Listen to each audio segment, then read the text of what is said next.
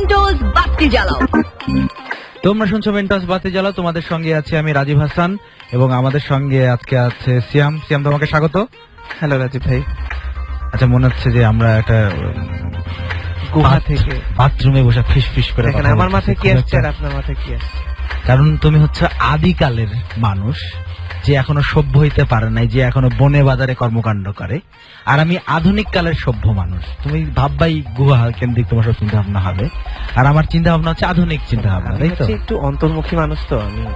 আচ্ছা সিয়াম, তুমি তো ঢাকায় বড় হইছো, তোমাদের আমাদের শৈশব আর তোমাদের শৈশবের সঙ্গে আসলে মেলানো যাবে না। তোমাকে আমি বুঝাইতে পারবো না যে গ্রামের শৈশব আর শহরের শৈশব পার্থক্য থাকবে। আমি গ্রাম বলতে সিয়াম যেভাবে মানে আমি তোমাকে বলি, আমরা যখন রাজশাহীতে, এটা মনে হয় 98-এর ঘটনা, তুমি জন্মাও নাই সম্ভবত, জন্মেছিল না 98 বা 99-এর ঘটনা। আমরা হচ্ছে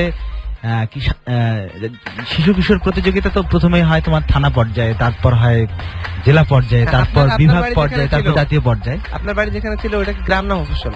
তো আমরা যখন ধরো থানা পর্যায়ে কম্পিটিশন করি, যেহেতু আমরা সদর থানার ছিল, সদর থানার ছিল, তো আশেপাশের ধরো বাকি থানা থেকে আসে, তারাগঞ্জ, মিঠাপুকুর, তো আমরা একটা ভাব করি ওই থেকে আসছে। একইভাবে আমরা যখন এই জেলা পর্যায়ে কম্পিটিশন শেষে যখন বিভাগ পর্যায়ে যাই, তখন ধরো রাজশাহীর ছেলে পেলে চিন্তা করে আর এটা জেলার, তখন তো রাজশাহী আলাদা বিভাগ ছিল, এখন তো রংপুর আলাদা বিভাগ হচ্ছে। আবার ধরো রাজশাহীর ছেলেটা সে যখন ঢাকায় কম্পিটিশন করতে আসে, তখন ঢাকার পোলাপাইন ভাবে আরে আমরা হইতেছি ঢাকার পোলাপাইন, কি কয় এখানে। আবার ঢাকায়ও কাহিনী আছে, সে মিরপুরে থাকে না, মতিঝিলে থাকে না, ধানমন্ডি থাকে, এটাও কাহিনী আছে। আর যাই হোক, এবং ঢাকার ছেলে যখন ধরো আমেরিকায়, নিউ ইয়র্কে যায়, তখন সে আবার সেখানে কাচুমুচি। এবং নিউ ইয়র্ক সহ পৃথিবীর সবচেয়ে বড় বড় শহরের ছেলেগুলো যখন ধরো মঙ্গল গ্রহে যায়, তখন কি হয়? আবার মঙ্গল গ্রহের ছেলে পেলে যখন ধরো এই সৌরজগৎ বাদ দিয়ে অন্য অ্যান্ড্রোমিডায় যায়, তাই না? এরকম আছে, এটা হয়। তো আমাদের শৈশব, ঠিক আছে, তোমরা ঢাকায় বড় হইছো, রাজধানী শহর, কি করে বললাম, মানে আছে না, আমার কিছু বন্ধু ধরো ঢাকায় কোচিং করতে আসছে, 3 মাস থাকার পর দেখি তাদের মানে কথাবার্তার টোন চেঞ্জ হয়ে গেছে। রংপুর কি এই উপরের দিকে কোনো টানি নেই, একদম গিয়ে সে ধরো আমি অধীর আগ্রহে অপেক্ষা করতেছি, দেখি আমার বন্ধু নামলো 3/4 প্যান্ট, হ্যাঁ, তারপর চোখে সানগ্লাস, একটা টাইট একটা টি শার্ট, এবং দেখে আমাকে বলে আব্বে হালাই রাজীব কেমন আছুস? আমি কে? এবং মাত্র 3 মাস সে ঢাকায় ছিল, এর মধ্যেই সে মোটামুটি এটা হয়, বুঝছো? প্রথম থাকে, আর একটা দীর্ঘদিন থাকতে থাকতে তো কথার মধ্যে একটা পরিবর্তন আসে, যেমন আমার কথার মধ্যে অনেক পরিবর্তন আসছে, কিন্তু তারপর রংপুরে কিছু তো ছাড়তে পারি নাই। যেমন আমি ধরো খাওয়াবেনটা বলতে পারি না, আমি খিলাবেন অনেক সময়, খিলাবেন কিনা কোন মাঝে মাঝে হয়ে যায়। তারপর আমি যেমন ঢাকায় বলে পারে না, হ্যাঁ, আমরা বললাম পায় না, ও করতে পায় না কাজটা, ও পায় না মানে ও পারে না। তো আমি একটা ছড়া লিখে জমা দিয়েছিলাম, আমার মনে আছে যে হঠাৎ করে সুপ্রভাত তুই ধরলি কেন বায় না, সত্যি বলি পাগল মামা কিছুই করতে পায় না। এখন যে সম্পাদক সে বলছে পায় না মানে কি, মানে আয়নার সাথে বায়নার সাথে মিলছে ভালো, কিন্তু এটাকে রংপুরের লোকাল ছড়া হিসেবে চালাইছেন তাহলে কিন্তু চলতো। হ্যাঁ, না আমি আবার বুঝতেই পারতেছি না যে পায় না একটা প্রমিত শব্দ না। তো তোমার শৈশবটা কেমন কাটছে একটু বলো। আমার শৈশব পুলিশ ফ্যামিলির যারা বাচ্চা আছে তারা বুঝবে, তবে আমার পুলিশ ফ্যামিলির অন্যান্য বাচ্চাদের মতো একবার এই জেলায় একবার ওই জেলায় যায় নাই। যেমন হুমায়ুন আহমেদের শৈশবটা খুব রঙিন, একবার সিলেটে একবার বান্দরবানে। আমার শৈশব ঢাকাতেই ছিল। মানে তোমার ঢাকায় কি ছোটবেলায় কি দুষ্টামি করতে, কেমন ভাবে? আমার শৈশব এরকম ছিল যে প্রচুর বাসা বদলাইতে হয়েছে, প্রচুর, মানে ঢাকার মধ্যে প্রচুর বাসা বদলাইতে হয়েছে। এমনও হয়েছে যে মিরপুরেই থাকি কিন্তু বিভিন্ন ভাষা বদলাইতে হয়েছে, বিভিন্ন বন্ধুরা চেঞ্জ হয়ে যায় কিছুদিন পর। স্কুল বদলানোর ব্যাপারটা একটু খেয়াল রাখা হয়েছিল যেন ক্ষতিটা না হয়। তুমি গার্লস স্কুলেই পড়ো? জানি, আমি 4 পর্যন্ত গার্লস স্কুলে পড়ছি, এই 4 কিন্তু তবে একটা হিউজ জায়গা আছে কলোনি লাইফের ইন্টারেস্টিং ব্যাপার হচ্ছে যে একটা মফস্বলের ভাবটা কলোনিতে পাওয়া যায়, থাকে সেখানে পরস্পরকে চেনে। হ্যাঁ, এখনকার কি অবস্থা আমি জানি না, আমার ধারণা যে ফেসবুক হোয়াটসঅ্যাপের যুগে মনে হয় ওইটা নাই। মানে আমি যেখানে থাকি আমার আবিষ্কার হলো আমার ফেসবুকের একটা দীর্ঘদিন ধরে আমার ফ্রেন্ড লিস্ট, এটা আমারও আবিষ্কার হয়েছে এবং সে আবার মেন্টোস বাতি জ্বালা শোনে। সে আবার দেখা গেল এই ফ্ল্যাটে থাকে, সে হুট করে এতদিন আমাকে কিছু বলে নেই, সে 10 বছর ধরে দেখা গেল একসাথে থাকি, শুট করে বলে ভাই আপনি কি, আমি মেবি সিরিজে দেখলাম এরকম। আচ্ছা, ছেলেবেলার দুষ্টামি তোমাদের কিরকম করতে হবে? কলোনি লাইফে যেটা হয়, কলোনি লাইফে হইলো একটা কলোনির মানে একটা বিল্ডিং এর বাচ্চারা হইলো একটা ফ্যামিলির। হুম, হ্যাঁ, এদের দুষ্টামি গুলা যেমন দেখা গেল আমরা ভ্রাম্যমান লাইব্রেরি চালু হইলো বিশ্ব সাহিত্য কেন্দ্রের, আমরা সবাই মিলে বই নেই হুম, এবং সেটা আবার সবাই অল্টার করে পড়ি okay, এবং প্রতি সপ্তাহে একটা বই না পড়ে দেখা গেল আমার 20টা বই পড়া হয়। এটা কি দুষ্টামি? না, এটা দুষ্টামি না, তাহলে? একটা উদাহরণ দেয়। আচ্ছা। একটা সিস্টেমে আসবো না, তুমি System করতে হবে না। দুষ্টামির লাইনে আসো শ্যাম, আমাদের আমি একটা সিস্টেমে ভদ্র আমাদের বাচ্চা। সিস্টেমের টাইম নাই। আমি একটা ভদ্র বাচ্চা, তুমি কখনো দুষ্টামি করো? অবশ্যই দুষ্টামি করছি, কিন্তু আমার বোঝা যায় দুষ্টামি শ্যাম হচ্ছে শৈশবে কখনো দুষ্টামি করে বড় নাই। হয়ে দুষ্টামি গুলা করতেছে। হ্যাঁ সেটাই, এবং আমি যেমন শৈশবে প্রচুর দুষ্টামি করে ফেলছি, দুষ্টামি করার কোটা শেষ হয়ে গেছে। আমার দুষ্টামি শৈশবে কেমন প্রচুর আমি ছিল? আড্ডা দিয়ে ফেলছি। হ্যাঁ, কেমন? আমার দুষ্টামি গুলো হচ্ছে খুব সাইলেন্ট দুষ্টামি। হুম, মনে করেন যে এই যে আপনি বসে রয়েছেন, আমি খুব ভদ্রভাবে বসে রয়েছি, তো হুম। হুট করে আপনি উঠতে যে আসার খেয়ে পড়ে গেলেন, আমি জুতার ফিতা গুলো বাইন্ধে রাখছি, আচ্ছা, ঠিক আছে, এই টাইপের। একবার এরকম হয়েছে যে আমি বাসার চাবি লুকায় রাখছি, এটা একটা বিরাট ঘটনা, হুম, যে আমি কেউ বাসার চাবি খুঁজে পাচ্ছে না, আব্বা সকালে অফিসে যাবে হুম, এবং বাসার চাবি পাওয়া যাচ্ছে না, বাসা লকড, আচ্ছা, ঠিক আছে। পরবর্তীতে আব্বার জুতার মধ্যে, হুম, আব্বার বিরাট লম্বা জুতার মধ্যে গামবুট যেগুলা থাকে এই যে পুলিশের, হুম, হ্যাঁ। এখানে পাওয়া গেছে। ওর মধ্যে আচ্ছা, বুঝতে পাওয়া পারছি, গেছে। অসাধারণ দুষ্টামি ছিল তোমাদের শৈশবে। আমি খুবই শান্ত শিষ্ট ছেলে ছিলাম, বাড়ির মেজর ছেলে, এবং একটু নার্ড টাইপ, মানে ঈদের দিনও পড়াশোনা করে এই টাইপের ছেলে। এবং আমার যে বড় ভাই, তার সঙ্গে আমার বয়সের ডিস্টেন্স খুব কম, আমরা 2 কি 3 বছরের ছোট বড়। মোটামুটি আমার শৈশব, সে তার শৈশব কাছাকাছি সময়ে থাকার যেটা হয়েছে যে সে এক অর্থে আমার গুরু ছিল। তো এরকম ধরো একদিন সকালবেলা সেই সময় আমরা ইমিডিয়েট বড় ভাইটা আসলে গুরু টাইপের গুরু ছিল, সব বিভিন্ন বিষয়ে জ্ঞান সবকিছু দিক দাতা। দিয়ে। তো একদিন ধরো সকালবেলা ঘুম থেকে উঠে, তখন তো আমাদের এরকম পেস্ট অতটা প্রচলিত ছিল না, কয়লা দিয়ে আমরা দাঁত মাজতাম, ভালোই ছিল।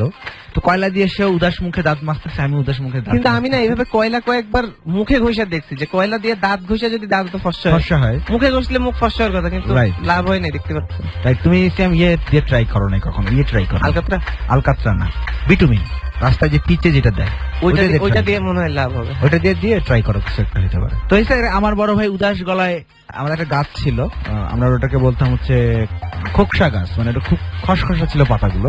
তো ওইটার পাতার দিকে তাকায় দাঁত মাজতেছে উদাস ভঙ্গিতে, আমি ওইটার পাতার দিকে তাকায় উদাস ভঙ্গিতে দাঁত মাজতেছি। হঠাৎ করে সে যে কথাটা বললো, জাস্ট সেম কথাটা আমি বলতে চাচ্ছিলাম, সেটা হচ্ছে সে বললো, ইস আমাদের যদি রংপুরে 2টা বাড়ি থাকতো। তা আমিও না অবাক হয়ে বললাম যে এরকম এক্সেপশনাল কথা, 2টা বাড়ি। রাইট, আমিও না বললাম, আমি তার নাম রনি ভাই, আমরা বলি রন ভাই। একজন বলতে পারে যে আমার একটা প্রাসাদ থাকতো, কিন্তু হ্যাঁ। 2টা বাড়ি থাকতো ওর। শোনো না, আমিও তাকে সঙ্গে সঙ্গে বলে উঠলাম, ভাই আমি এই কথাটা তোকে বলতে চাচ্ছিলাম, আমাদের যদি রংপুরে 2টা বাড়ি থাকতো।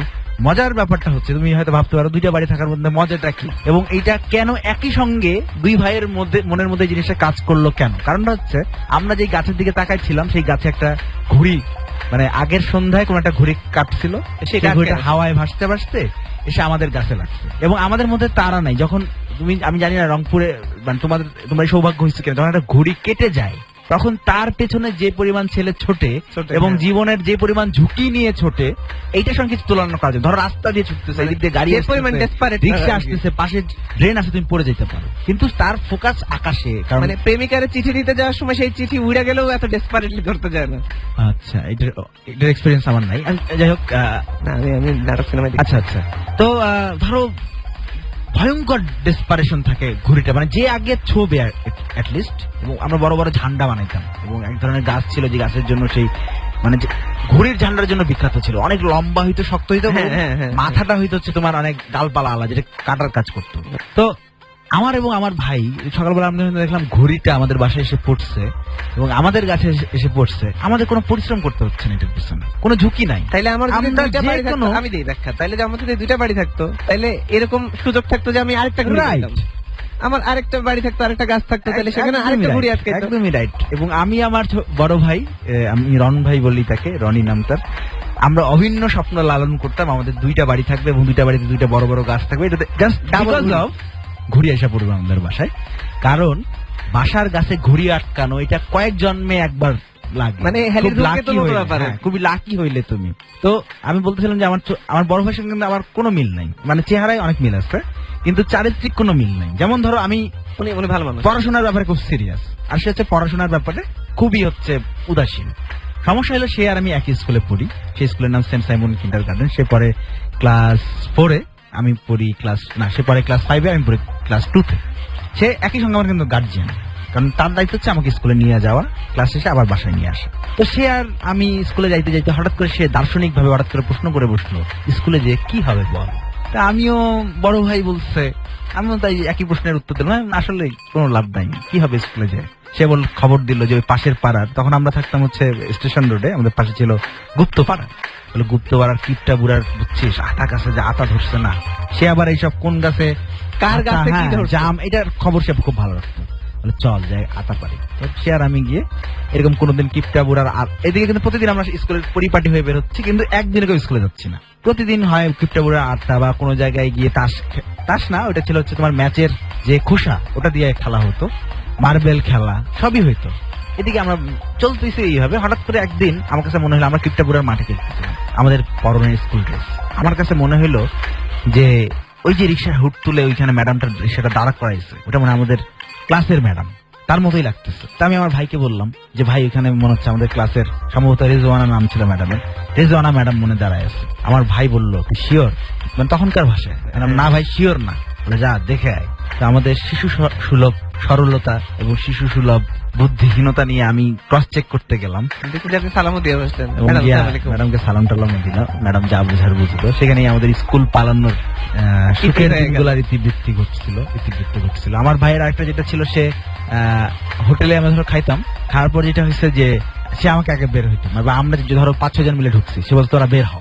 তো আমরা এরকম বের হইতাম, সে এমন একটা ভাব করতো জাস্ট পানি খাওয়ার জন্য হোটেলে ঢুকছে, এরপর মোটামুটি বেশ হ্যাঁ, বেশ এই যে- ইনকাম পাতি করে নিয়ে চলে যেত।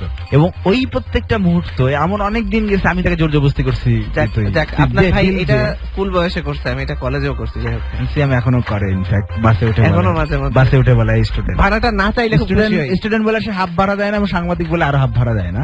ভাগ্য ভালো সিএম সেই সব সাংবাদিকদের মতো না, উল্টা ভাড়া, এই তোদের ফিটনেস আছে কাগজ টাগজ দেখি বলে উল্টা মালিক পক্ষের কাছে, বাসের ড্রাইভারের কাছে আরো টাকা পয়সা নিয়ে যায়। যাই হোক, তো এরকম হয়েছে, আমি তাকে প্রচুর বাধা দিচ্ছি যে তুই টাকা দে, তুই টাকা না দিলে আমি বের হবো না। সে এরকম আমাকে এই জন্য হোটেলে সে আমাকে নিয়ে যেতে চাইতো না। কিন্তু এই যে ছোটবেলা থেকে আমার মধ্যে একটা ভয় কাজ করে, এখন হয়েছে বুঝছো, হোটেলে যখন ক্যাশ কাউন্টারে যাই, হোটেলের যে ক্যাশে যে ম্যানেজার বসে থাকে, তার চাহনির দিকে দেখলেই আমার কাছে মনে হয় সে মানে ভাবতেছে আমি টাকা না দিতে এবং মনে হয় যে আমি খেয়ে অনেক ভুল করে ফেলছি, আমার খাওয়া উচিত হয়নি। তো একবার এরকম শীতের মৌসুম, যেটা হয় শীতের মৌসুম মানে পিকনিক, এই গল্পটা বলছি কিনা আমি জানি না, বলছি হয়তো। পিকনিক মানে হচ্ছে প্রচুর পরিমাণে পাড়াতো মুরগি চুরি করা, আমাদের সময় এটা ছিল পিকনিক, এবং পাড়ার মুরগি চুরি করার মধ্যে অদ্ভুত এক আনন্দ ছিল। তো একবার যেটা হলো যে এরকম আমাদের আজহার ভাই নামে একজন ছিল, উনি আবার মানে বিজ্ঞানী লেভেলের, তিনি চমৎকার সব ফাঁদ আবিষ্কার করতে পারতেন। লোকাল বিজ্ঞানীরা কঠিন বিজ্ঞানী। সিরিয়াসলি আমার দেখা শ্রেষ্ঠ বিজ্ঞানী হচ্ছে আজহার ভাই, তিনি যেসব অদ্ভুত ফাঁদ আবিষ্কার করছে, সবকিছুর একটা সলিউশন, তাৎক্ষণিক সলিউশন তিনি করে দিতে পারতেন। তো একবার শীত, সেবার হয়তো খুব জাকায় বসছিলাম, আমরা সিদ্ধান্ত নিলাম এবার আর মুরগি থাকবে, অবশ্যই থাকবে, তবে খাসি না হলে চলতেছে না। তো আমাদের সঙ্গে আবার আমাদের নদের চাঁদ বলে এক ভাই ছিল, তার নাম হচ্ছে নদের চাঁদ। সে নদের চাঁদ কেন? তার মানে মা বাপ মা দিছে সব। নদীর কেন না, নদের চাঁদ সম্ভবত একটা খুব ক্যারেক্টার, বিখ্যাত কোনো একটা ক্যারেক্টার সেই সময় কোনো। তো নদের চাঁদ ভাইদের আবার একটা বিশাল খাসি, মানে জাস্ট একটা পরের কুরবানির ঈদে তারা বেচবে এরকম প্ল্যান। তো আমরা নদের চাঁদ ভাইকে কনভিন্স করে হাফ দাম, নদের চাঁদ ভাইকে বললাম যে আমরা এত টাকা দিব, হাফ দামও না, খুবই ধরো মিনিমাল কোনো। সেই সময় ধরো সেই খাসির দাম যদি থাকে 3000 টাকা, আমরা তাকে বলছি 500 টাকা দিব। তো যে ওই খাসি যদি 7000 টাকায় বিক্রি হয় তার তো কোনো লাভ নেই, কিন্তু যদি 500 টাকায় বিক্রি হয় তার ব্যক্তিগত প্রফিট বুঝে তার 500 টাকা সে আয় করতেছে, পাশাপাশি পিকনিকে সে সবচেয়ে ভালো খাইতে পারবে, কয়েক নিষেধা পাচ্ছে, পাশাপাশি সে কয়েকদিন রাজত্ব করতে পারবে, মানে যেহেতু তার মোটামুটি সে রাজি হয়ে গেল। এমনকি আমাদের এই খাসি চুরির অভিযানে নেতৃত্ব দেওয়ার দায়িত্ব নিল নদের চাঁদ ভাই নিজেই। সে বলল তোরা তার অন্ধকারে বুঝবি না আমাদের বাড়ি, নিজেই কিডন্যাপ হয়ে যাওয়ার মতো আর কি। খুবই ভয় ছিল। কিন্তু আমাদের একটা নদের চাঁদ থাকার একটা সুবিধা ছিল যে তাদের বাসার কুত্তারা ছিল খুব ডেঞ্জারাস, সত্যিকার অর্থে ভয়ঙ্কর কুত্তা, একদম ধরো তোমার সাইজের, ছোটখাটো বাসুর সাইজের কুত্তা ছিল, খুব ভয় ছিল। নিজেদের লোক ছাড়া আসলে এই খাসি নেওয়া সম্ভব না, এবং ও রাতে ঢোকা সম্ভব না। এবং আমরা খুব সফল ভাবেই সেদিন রাতে খাসিটা ছড়াইছি। এরকম ব্যাপক পিকনিক ছিল, খাসি দিয়ে প্রথমবারের মতো পিকনিক, ব্যাপক খাইছি, রান্নাটা অসাধারণ ছিল, ভালো ছিল। কিন্তু পরের দিন সকালবেলা মানে আমরা আবার তাবু টাঙায় ছিলাম, রাতে আবার ইতে ছিলাম, ধরো তখন আমরা গান বাজাইতাম, ইয়েতে অ্যাম্পলিফায়ারে গান বাজাইতাম, পিকনিক। হ্যাঁ খুবই চমৎকার মজা টজা করে সকালবেলা উঠে নদের চাঁদ ভাইয়ের তীব্র অনুশোচনা বোধ, এবং মনে হলো যে বাসায় যদি কোনো অবস্থায় টের পায়, এবং পাওয়ার সম্ভাবনাই বেশি যে সেই তারই নেতৃত্বে, অবশ্যই একজন বাসার লোক ভয়ঙ্কর ভয়ঙ্কর। এবং আমাদেরও মনে হলো যে এটা আমরা আসলে বোকামির কাজ করছি। এটা মানে এটা হইতে পারে না। একে তো বাসার এত বড় ক্ষতি, আর একটা হচ্ছে খুবই কাঁচা কাজ, ধরা পড়ে আমরা যাবই। আমরা যেখানে খাসি পিকনিক খাইছি এটা মোটামুটি কালকে সবাই টের পেয়ে গেছে। তো সিদ্ধান্ত হলো আমরা সবাই মিলে গিয়া নদের চাঁদ আঙ্কেলের মায়ের পাটা ধরে ক্ষমা চেয়ে নিয়ে দরকার হলে আরো কিছু টাকা বলেছে আমরা এরকম ইনস্টলমেন্টে আপনার খাসির টাকা আমরা শোধ করে দেবো। আমরা খুব আতঙ্ক নিতে বাসায়, ন্যাচারালি সকালবেলা উঠে যখন দেখবো যে খাসি নাই, হইচই শুরু হয়ে যাবে। তা আমরা দেখলাম যে নদের চাঁদের মা মোটামুটি চিল্লাচিল্লির বদলে অধিক শোকে পাথর অবস্থায় করে দাওয়ায় বসে আছে। মানে তুমি কথা নাই, একটু শূন্য চোখে। এই অবস্থা তো আরো ভয়ঙ্কর আসলে মানে মানে কত বড় শক হয়েছে। তো আমরা গিয়া পা ধরা কান্নাকাটি অলরেডি শুরু করে দিচ্ছি। তো আন্টি আমাদের সান্ত্বনা দিল, কি হয়েছে ঝামেলা, কি হয়েছে খালা, আর কি ঝামেলা হয়েছে, তোরা কাঁদতেছিস কেন? আচ্ছা সমস্যা নাই, ঠিক আছে, যে যা হয়েছে আমরা আমাদের মাফ করে দাও, যা আর হয়েছে। একটু পর হঠাৎ করে আমারই খেয়াল গেল যে পাশে যে খাসিটা আমরা আগের রাতে চুরি করে নিয়ে গেছি সেটা আছে এখানে। খাসিটা বহাল তো পেয়েছে, মানে মানে খাসিটা আর কি, একটু খাসিটা একটা ডাক দিতেছেন তাহলে বুঝতে রাইট। এরকম করে আমার দৃষ্টি আকর্ষণ করলাম, আমি দেখলাম খাসিটা ওখানে দাঁড়ায়। কারে খাইছেন? একটু পর আমি সবার দৃষ্টি আকর্ষণ করলাম যে ভাই খাসি তুই জায়গায় দাঁড়ায়। আমরা কাকে খাইছি এটা আজকেও রহস্য হয়ে আছে। তবে ওই রাত্রে আমরা কুত্তার ঘেউ একবারে শুনি নাই। তবে নদের চাঁদ ভাইদের বিশাল কালো সাইজের, মিশমিশে কালো সাইজের, বাছুরের সাইজের সেই কুকুরটাকে আজও খুঁজে পাওয়া যায় না। আজও মানে আন্টি ইনফ্যাক্ট সকালবেলা শোকে ছিলেন, ওই জন্য তার খুব আদরের কুকুর ছিল ওটা, তিনি খুঁজে পাচ্ছিলেন না। আমরা জানি না আসলে কোথায় গেছে, আমরা এখনো জানি না। এটা এইসব ছিল আমাদের ছোটবেলার দুষ্টুমি। এবং আমরা ছোটবেলায় দুষ্টুমি করলে যেটা হইতো যে প্রায় দিনে হয়তো সন্ধ্যাবেলায় মায়ের ছিল কমন, আইসা মা কমন মারত। এবং এমনও হয়েছে যে শিডিউল মায়ের, রুটিন মায়ের। এবং আমরা ধরো কাদায় ধুলায় মাখামাখি করে ভয়ঙ্কর অবস্থা, এমন হয়েছে আম্মা ঠাস ঠাস ঠাস ঠাস করে মারতেছে। একটু পর আবিষ্কার হয়েছে যে আম্মা আমাকে মনে করে আরেকজন প্রচুর।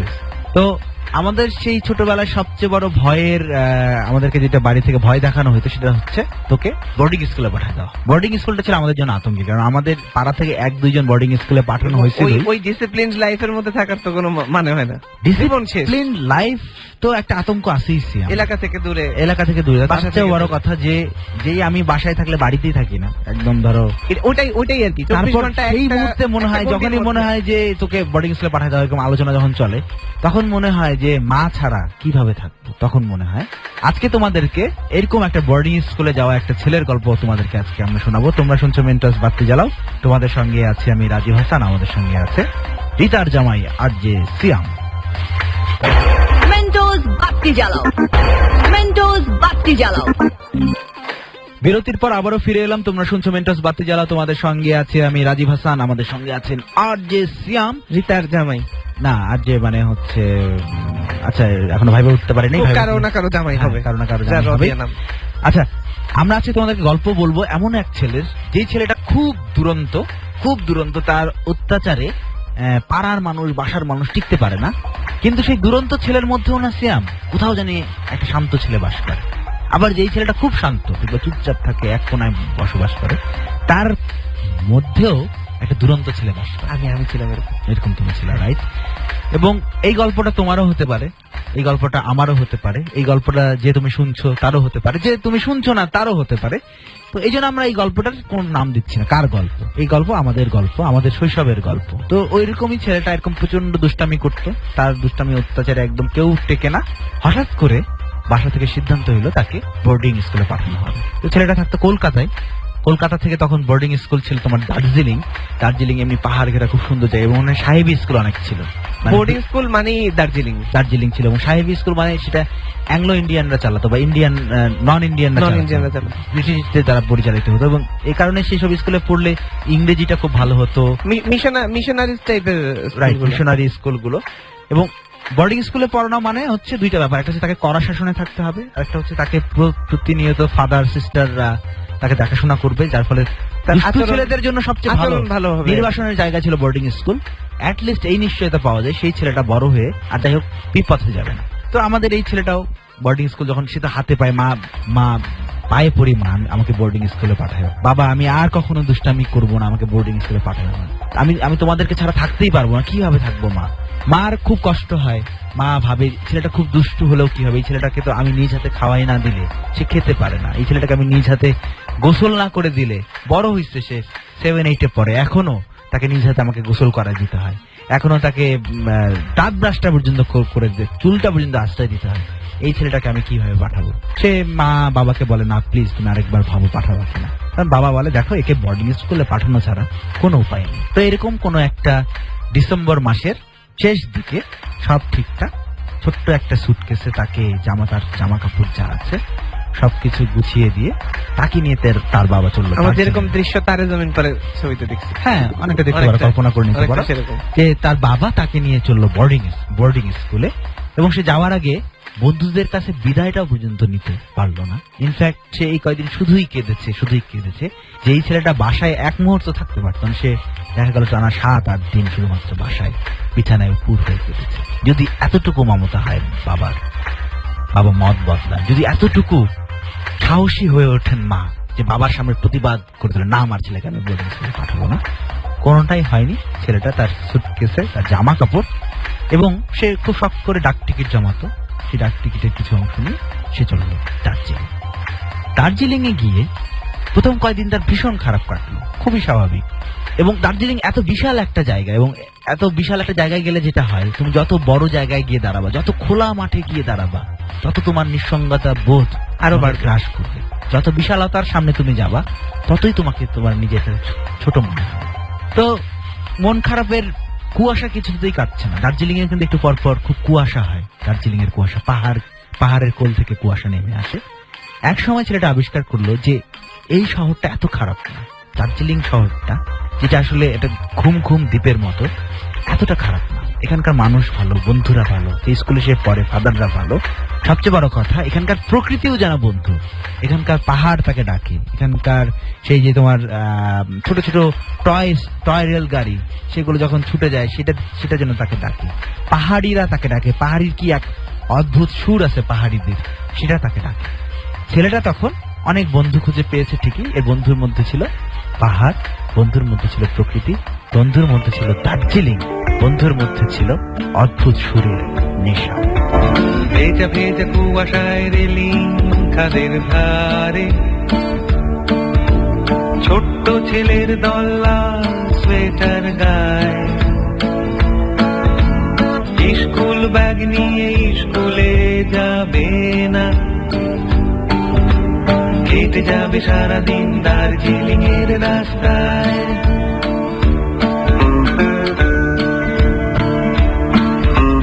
হঠাৎ কুয়াশা, হঠাৎ কাঞ্চনজঙ্ঘা ডাকছে তাদের, আয় ছুটে আয়, খুব সহজেই খাদবে নেমে যাওয়া যাচ্ছে, কেটে যাবে সারাদিন দার্জিলিং এর রাস্তায়।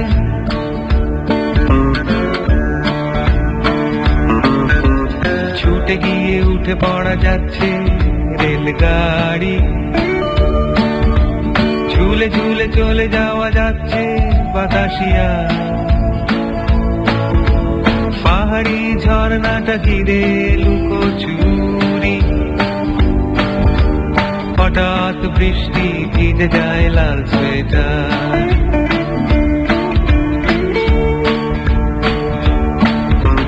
সারি সারি পাইন গাছের শুকনো পাতা,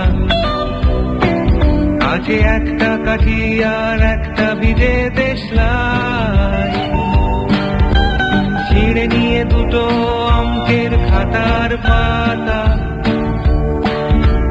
জ্বলবে আগুন ঠিকই জ্বলবে ভাই।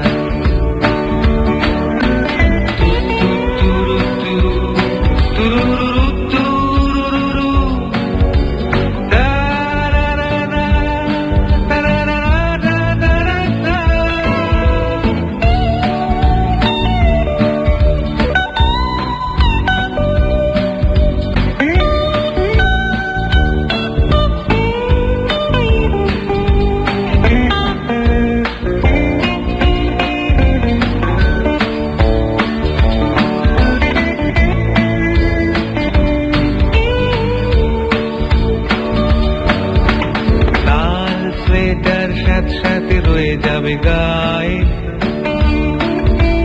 ব্যাগের ভেতর সাথে বই খাতা, তবু মনের ভেতরে ঝলমলে রোদ্দুর নিয়ে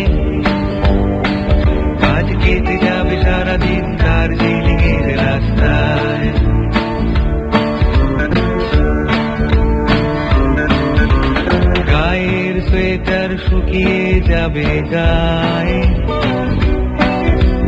জ্বর এসে যাবে ঠিক ঠিক ভোরবেলা,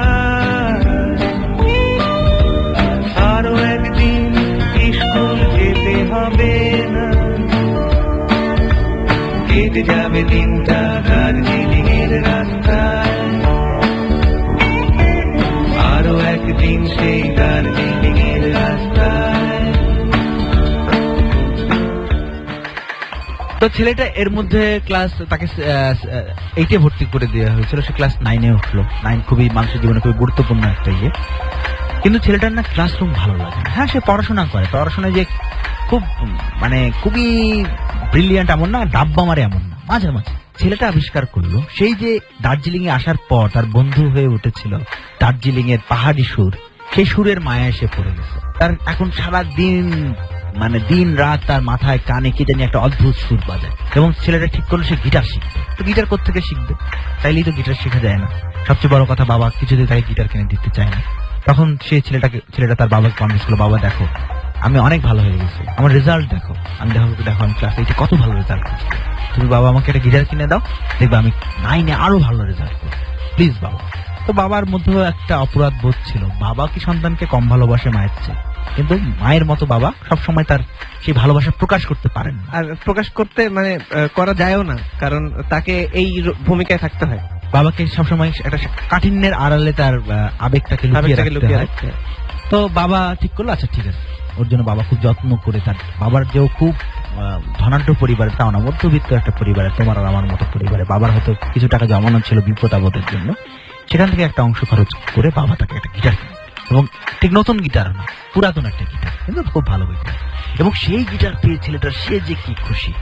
কিন্তু গিটার পেলেই তো হবে না, সেই গিটারটা বাজানো শিখতে জানতে হবে। তো সে তাদের স্কুলে এটা খুবই অনুপ্রেরণা দেওয়া হয়, এক্সট্রা কারিকুলার অ্যাক্টিভিটিস আমরা যেটা বলি, গিটার বাজানো খুব উৎসাহ দেওয়া হয়।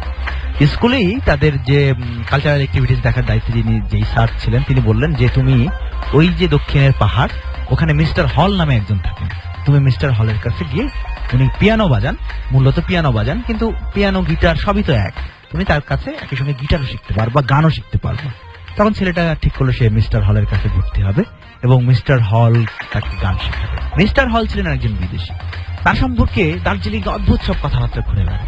কেউ বলে মিস্টার হল তার বউকে খুন করছে, কেউ বলে না মিস্টার হল একটা প্রেমিকা ছিল যে তাকে ছেড়ে ইংল্যান্ডে চলে গেছে, কেউ বলে না মিস্টার হল তার প্রেমিকাও ছিল না, তার বউও ছিল না, সে ছোটবেলা থেকে এরকম পাগল।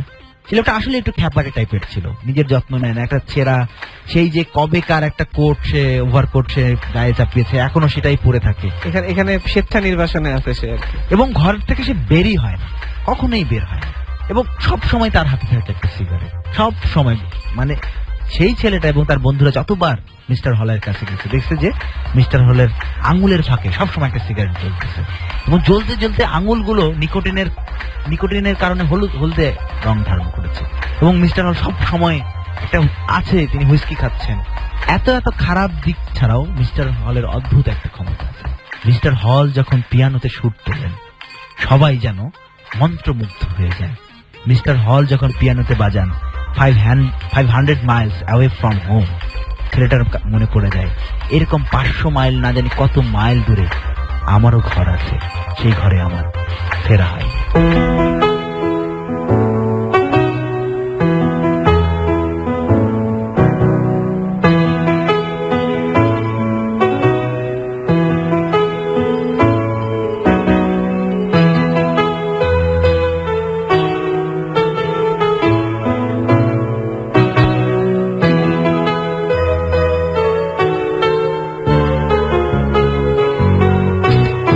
কানে বাজে এখনো পুরনো সে পিয়ানোর ঝংকার,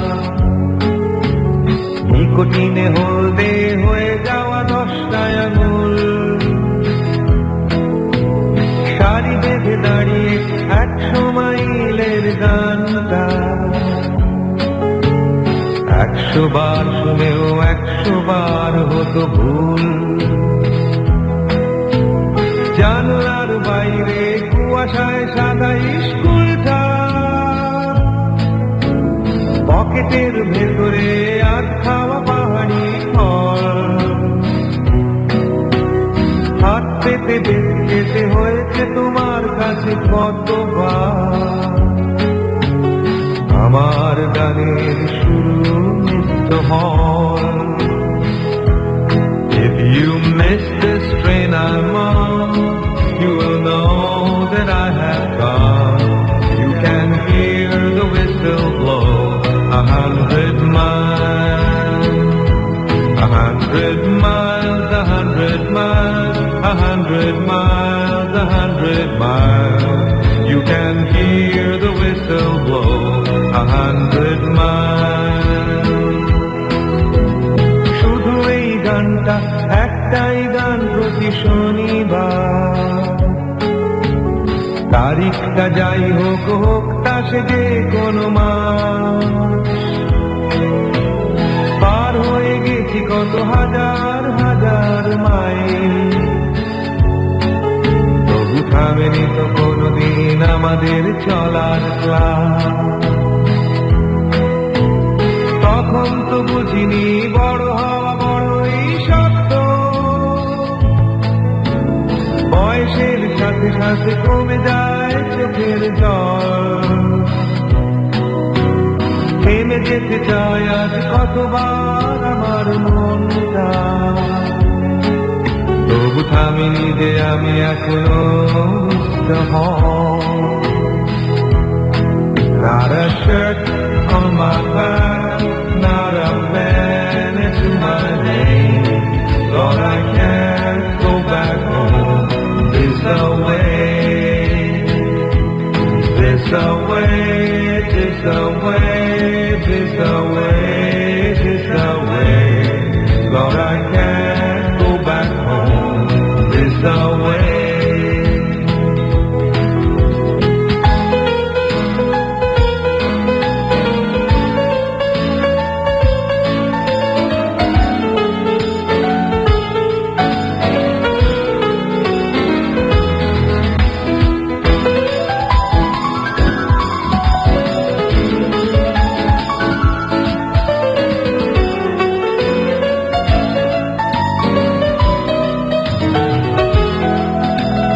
পাহাড়ের গন্ধ আমার নাকে চোখে,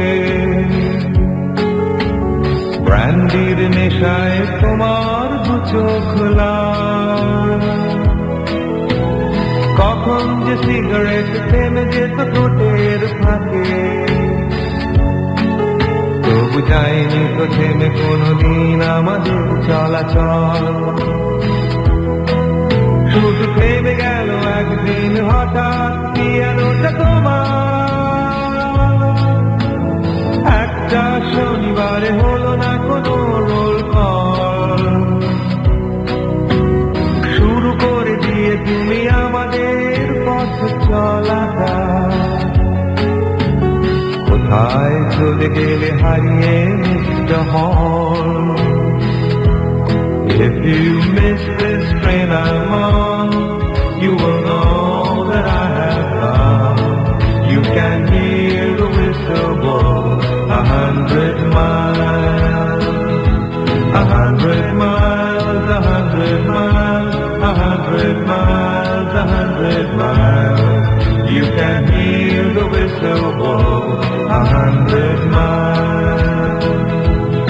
Lord, I'm one, Lord, I'm two, Lord, I'm three, Lord, I'm four, Lord, I'm 500 miles away from home, away from home, away from home, away from home, away from home. Lord, I'm 500 miles away from home. Mister হলের কাছে গান শিখতে গিয়ে ছেলেটার guitar শেখাতে হলোই, guitar তার প্রথম প্রেম।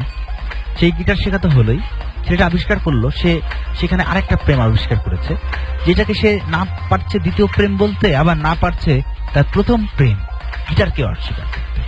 কারণ ছেলেটা গিটারকে যেমন ভালোবাসে, ঠিক একই সঙ্গে মিস্টার হলের সেই গান শেখার আসরে একদম কোনায় নিশ্চুপে একটা মেয়ে বসে থাকে, ঝুটি বাঁধা, সেখানে রিবন লাল ফিতে বাঁধা, চুপচাপ, কোনো কথা নেই, কিন্তু মাঝে মাঝে একটা মিষ্টি একটা হাসি দেয়।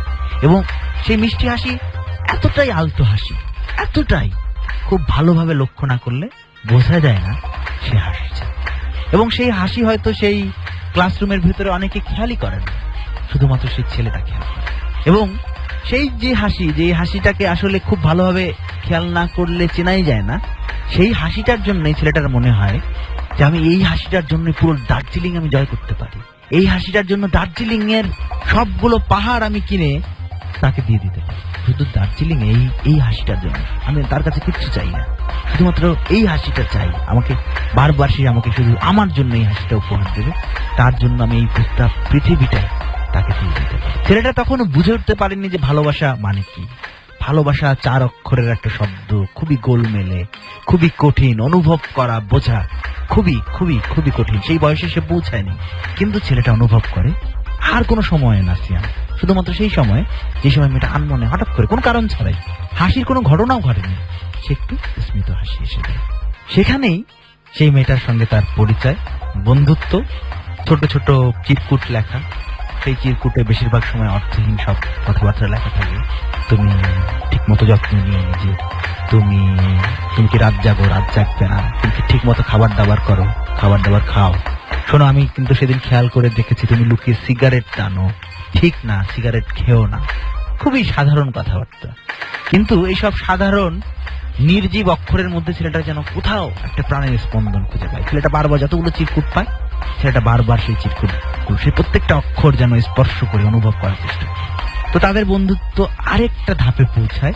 ছেলেটা ঠিক করে মেয়েটাকে বলবে যে আমি তোমাকে ভালোবাসি, ভীষণ ভালোবাসি। কিন্তু অনেক কিছুই বলা হয় জানো, যখন সে মেয়েটার সামনে দাঁড়ায় সব অনেক কিছুই বলে। আরে তোমাকে খুব সুন্দর দেখাচ্ছে, কালকে আসোনি কেন, তোমাকে রোগা রোগা লাগতেছে, কি ব্যাপার, তোমার চোখটা ফোলা কেন, অনেক কথাই বলা হয়। কিন্তু বলা হয় না আমি তোমাকে ভালোবাসি। এই কথা বলা একজন কিশোরের জন্য এত কঠিন একটা কাজ, যে কখনো কিশোর বয়সে কাউকে আমি তোমাকে ভালোবাসি বলার চেষ্টা করেনি, মন থেকে ভালোবেসে সে জানবে না কথাগুলো সব। সারা রাতে আয়নার সামনে দাঁড়িয়ে সেই ছেলে, আমরা আমাদের শৈশবে রিহার্সেল দিয়েছি, বন্ধুরা রিহার্সেল দিয়েছে, বন্ধুরা দাঁড়িয়েছিল, ধর আমি হচ্ছি নাইমা, আর হাত ঠিক করেছে নাইমাকে বলবে আমি তোমাকে ভালোবাসি। সেই কল্পিত নাইমাকে বলতে পারেনি, তখন বলেনি যে নাইমা আমি না তোমাকে, হ্যাঁ বলো, হ্যাঁ আমি না তোমাকে, হ্যাঁ বলো আমি না তোমাকে ভীষণ ভয় পাই বলে পালাই গেছে। এরকম ঘটনা ঘটছে। সেই ছেলেটাও বলতে পারে না আমি তোমাকে ভালোবাসি। আবার এটাও সত্যি যে আমি তোমাকে ভালোবাসি এটা এমন একটা কথা, তুমি তোমার সবচেয়ে প্রিয়জনের মানুষটা, যাকে তুমি সত্যিকার অর্থে সবচেয়ে বেশি ভালোবাসো। আমি জানি না, হয়তো এখনকার জেনারেশনের সঙ্গে আমাদের জেনারেশনে আমি তোমাকে ভালোবাসি, আমি আমার জীবনে সবচেয়ে কম উচ্চারিত কথা হচ্ছে আমি তোমাকে ভালোবাসি। এটা বলেও হয় না, এটা এমন একটা কথা, আমি তোমাকে ভালোবাসি, এটা এমন একটা কথা যেটা মুখ দিয়ে উচ্চারিত হয় না, যেটা উচ্চারিত হয় হৃদয় থেকে। হ্যাঁ, মানে এটা বলা লাগবে কেন, মানে হেই জানো না, ব্যাপারটা এরকম আর কি। আবার আমি তোমাকে ভালোবাসি, যদি সেই ভালোবাসাটা খুবই, মানে সেই ভালোবাসাটা যদি আসলে তোমার হৃদয় থেকে উচ্চারিত হয়, মুখ থেকে না, সেটা তুমি কান দিয়ে শোনান না, সেটা মন দিয়ে শুনতে হয়, মন দিয়ে, হৃদয় দিয়ে। ছেলেটা এবং মেয়েটার ব্যাপারে তাই হয়েছে। সে তো কখনোই বলে না আমি তোমাকে ভালোবাসি, শুধুমাত্র একটা গোলাপ দিছিল ছেলেটা মেয়েটাকে, লাল রঙের একটা গোলাপ, এবং বারবার বলার চেষ্টা করছে আমি তোমাকে ভালোবাসি, কিন্তু বলা হয়নি।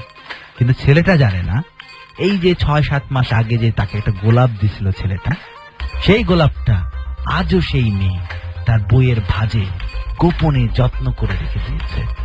এবং এই গোলাপটাই তার কাছে যেন পৃথিবীর সবচেয়ে পবিত্রতম সেই জিনিস, যেটা সে যক্ষের ধনের মতো লুকিয়ে রাখতে চায়। না, আমার কাছে মনে হয় যে বই জিনিসটা আবিষ্কারই হয়েছে গোলাপ রাখার জন্য, গোলাপ এবং গোলাপের পাপড়ি। বই জিনিসটা না থাকলে কিশোর কিশোরীরা কোথায় রাখতো গোলাপ এবং গোলাপের পাপড়ি সংরক্ষণের? আমি আর তো কোনো উপায় দেখি না।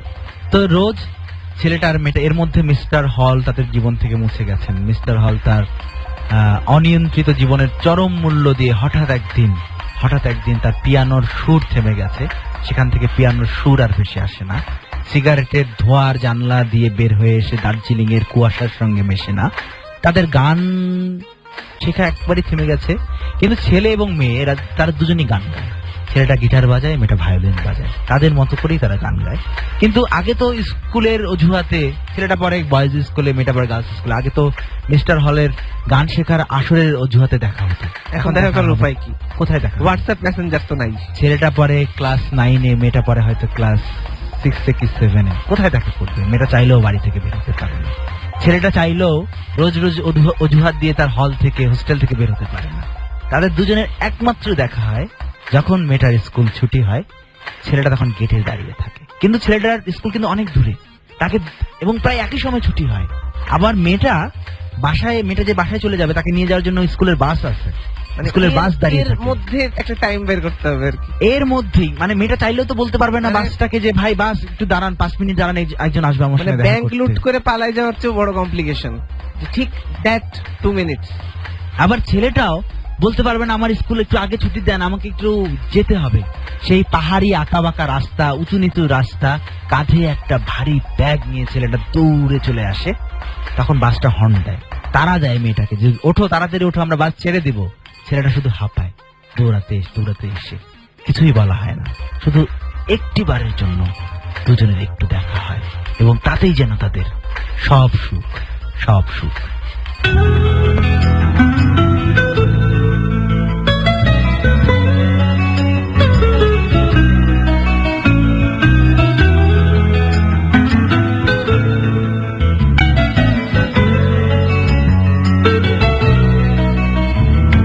স্কুলের গেটের বাইরে দাঁড়িয়ে মেয়েটা, ছেলেটা দৌড়ে দৌড়ে এসে হাঁপায়।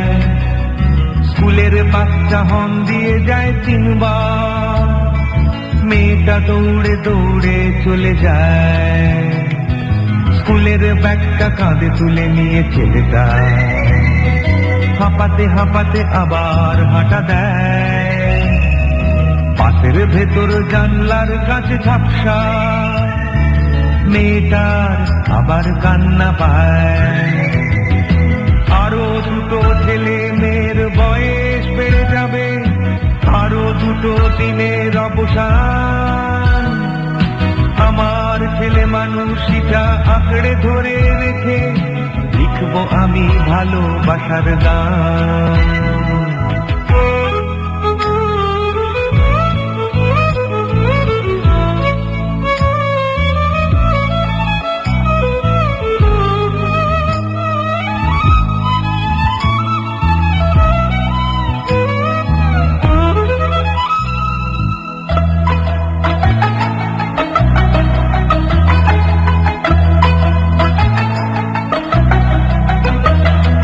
ছেলেটার নেই বাড়ি ফেরার তারা, মেয়েটারও নেই বাড়িতে টেলিফোন। দুজনেরই নেই নিয়ম ভাঙার বয়স, তবু দুজনেরই আছে নিয়ম ভাঙার মন। ছেলেটার আছে বুক পকেটে চিঠি, প্রথম প্রেমের বানান ভুল। মেয়েটার আছে যত্ন করে রাখা, খাতার ভেতর চ্যাপ্টা গোলাপ ফুল। আরো 2 ছেলে মেয়ের বয়স বেড়ে যাবে, আরো 2 দিনের অবসান। আমার ছেলে মানুষটা আঁকড়ে ধরে রেখে গাইবো আমি ভালোবাসার গান।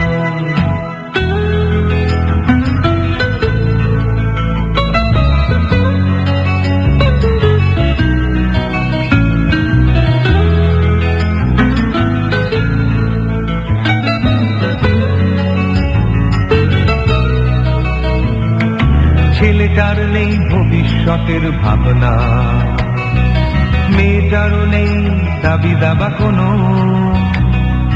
দাম্পত্যের শক্ত মানেটা তারা দুজনেই জানে না এখনো।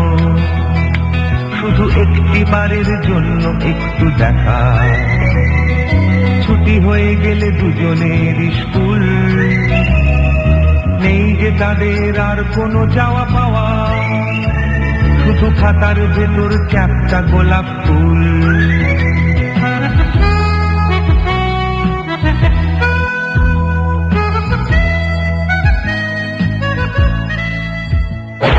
Mentos Bhakti Jalao.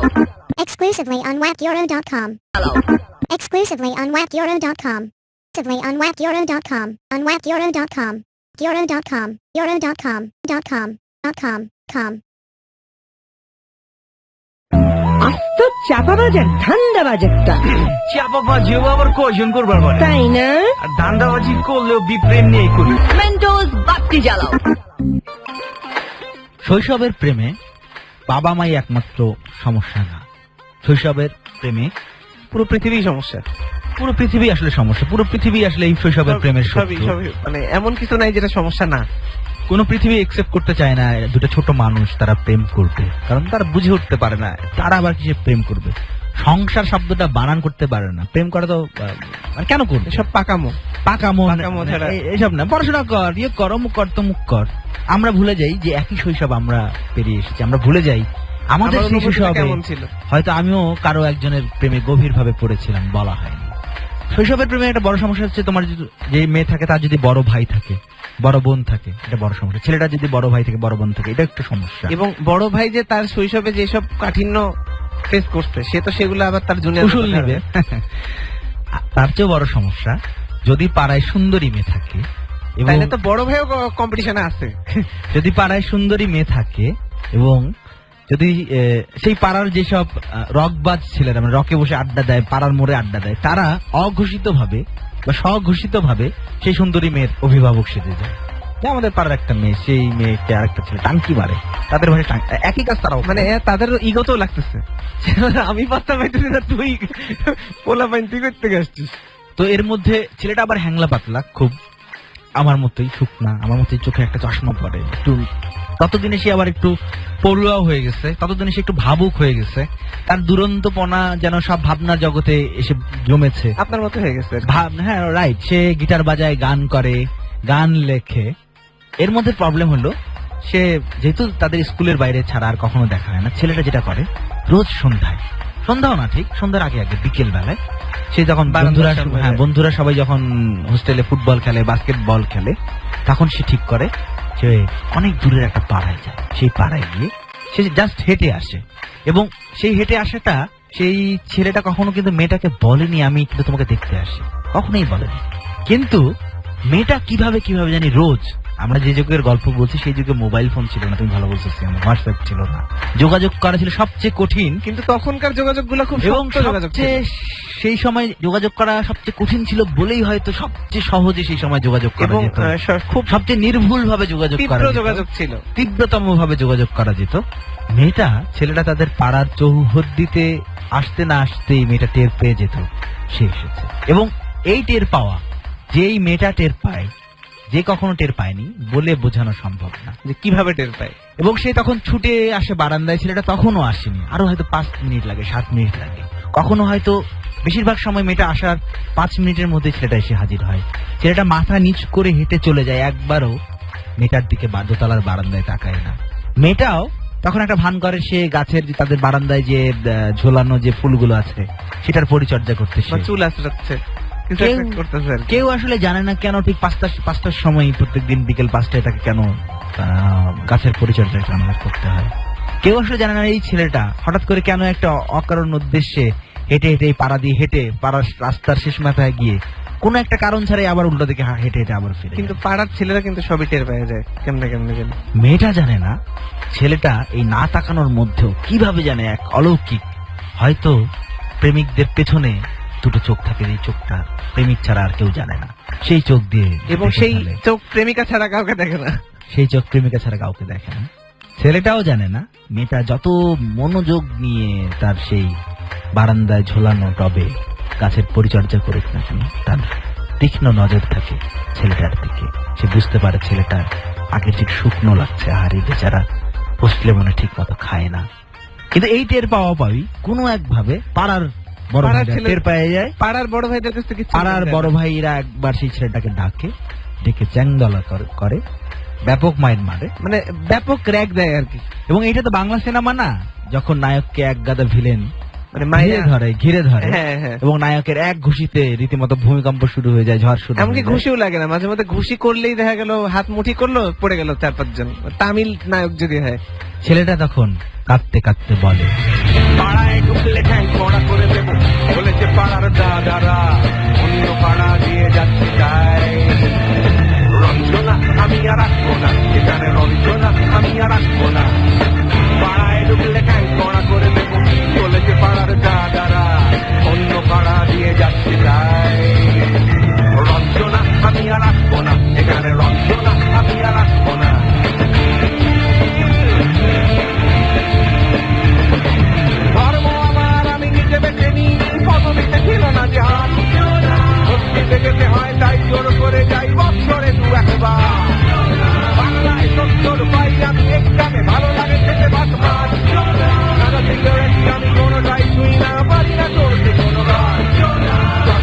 করতে গেলে মুশকিলে পড়ি দাদা আমি এখনো যে স্কুলে পড়ি ভক্তির জোরে আমি পারবো না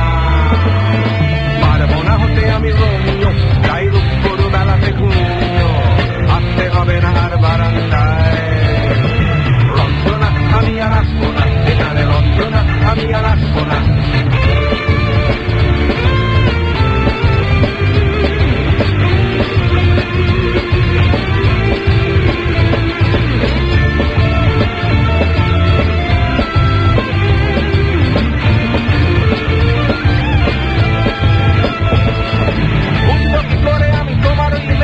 শুধু যে তোমার দাদা নয় আরো কত দাদাগিরি কবির কারিগরি করে তার দিন কেটে যায় যাও যদি বলতাম হিন্দুর ছেলে আমি নীলু নীলু কিনবানি যাই মিথ্যে কথা আমি বলতে যে পারি না ভেবা টাকা খায় জন্মাটা করতে গেলে মুশকিলে পড়ি দাদা আমি এখনো যে স্কুলে পড়ি ভক্তির জোরে আমি পারবো না হতে আমি রোমিও যাই রূপ করু বেলাতে ঘুমিও আসতে হবে না আর বারান্দায় রঞ্জনা আমি আর আসবো না এখানে রঞ্জনা আমি আর আসবো না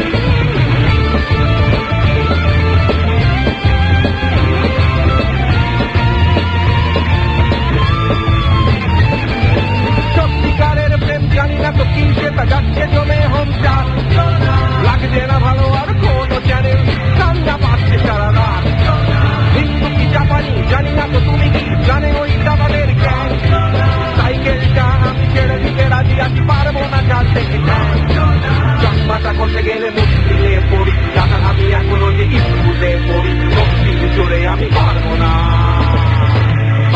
হতে আমি রোমিও তাই দুঃখ করু বেড়াতে ঘুমিও আসতে হবে না আর বারান্দায় রঞ্জনা আমি আর আসবো না এখানে রঞ্জনা আমি গল্পের এই পর্যায়ে এসে এটা বলে নেওয়া প্রয়োজন পড়েছে যে ছেলেটা এক ধর্মের মেয়েটা আরেক ধর্মের একে তো তারা কৈশোরের প্রেম তারপর হচ্ছে ছেলেটা থাকে হোস্টেলে সেই সব ছেলেরাদেরকে এই সব হোস্টেলে পাঠানো হয় যারা পেয়ারা যাদের পারিবারিক জীবনে খুব সুনাম নাই এবং যারা আসলে খুবই গবেট টাইপের থাকে বা গবেট না পড়াশোনা একদম অমনোযোগী উশৃঙ্খল যার আর কোনো পাড়ার লোকজন জানে এই ছেলে ভালো ছেলে না কিন্তু ছেলেটা যে বদলে গেছে তাকে যে তার গিটার বদলে দিয়েছে তাকে যে গান বদলে দিয়েছে কেউ জানে না তো সবচেয়ে বড় প্রবলেম যেটা এসে হাজির হয় ছেলেটা এক ধর্মের মেয়েটা আরেক ধর্মের আমরা বলছি না যে ছেলেটা হয়তো মুসলিম মেয়েটা হয়তো হিন্দু মেয়েটা হয়তো মুসলিম ছেলেটা হয়তো হিন্দু কিংবা ছেলেটা হয়তো মুসলিম মেয়েটা হয়তো খ্রিস্টান এখানে ধর্মটা আলাদা এখন কি আর করা যাবে মেয়েটা না খুব শান্ত ছিল এটা আমরা আগেই বলেছি কিন্তু এর মধ্যে এই যে জটিলতা দেখা দিল এর মধ্যে মেয়েটাকে নিয়ে বাসায় তীব্রতম একটা ঝামেলা শুরু হয়ে গেল মেয়েটা উন্মাদের মতো হয়ে গেল ছেলেটাও আর আসে না তাকে ঢুকতে দেওয়া হয় না পাড়ায় তাকে তার হোস্টেলে কমপ্লেন করা হয়েছে তার বাড়িতে জানিয়ে দেওয়া হয়েছে ঠ্যাং ভেঙে দেওয়ার হুমকি দেওয়া হয়েছে মেয়েটা না পাগলের মতো হয়ে গেল এবং যে মেয়েটা কখনো বাড়ির অবাধ্য হয়নি যে মেয়েটা কখনোই বাড়ির সবকিছু মেনে নিয়েছে প্রতিবাদ করে লক্ষ্মী মেয়ে বলতে যা বোঝায় সেই মেয়েটাই অদ্ভুত এক কাণ্ড করে বসলো পাগলামির চূড়ান্ত তারপর একদিন পাড়ার লোক আবিষ্কার করলো কোন এক রাতে কাউকে কিছু না বলে সেই বাড়ির মানুষরা কোথায় যেন চলে গেছে সেই বাড়ির মানুষরা কালো সাহেবের মেয়ে স্কুল পালিয়ে ধরতে তোমার দুটো হাত কত মার খেয়েছি মুখ বুজে শুয়েছি অন্যায় কত অপবাদ বয়স তখন ছিল 15 তাই ছিল স্বপ্ন দেখার ব্যারাম মাথার ভেতর ছিল এলভিস প্রেসলি খাতার ভেতর তোমার নাম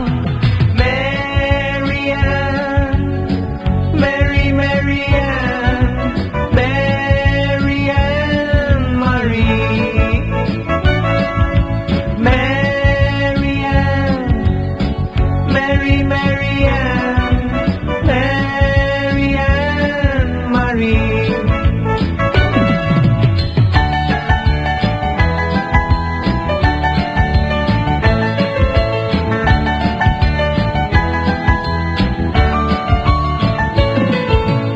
করে সব এলোমেলো এলভিস চলে গেল, কেটে গেল বছর অনেক। তোমারও মামা কাকা একে একে পাড়ি দিল, সবাই মিলে বিলে। রয়ে গেলে তোমরা আঁকড়ে রিপন স্ট্রিট, দুটো ঘর সিঁড়ির তলায়। নোনা দেয়াল থেকে যিশু ছল ছল চোখে হাত তুলে আশ্বাস দেয় এখনো। Mary Ann, Mary Mary Ann, Mary Ann Marie, Mary Ann, Mary Mary Ann, Mary Ann Marie.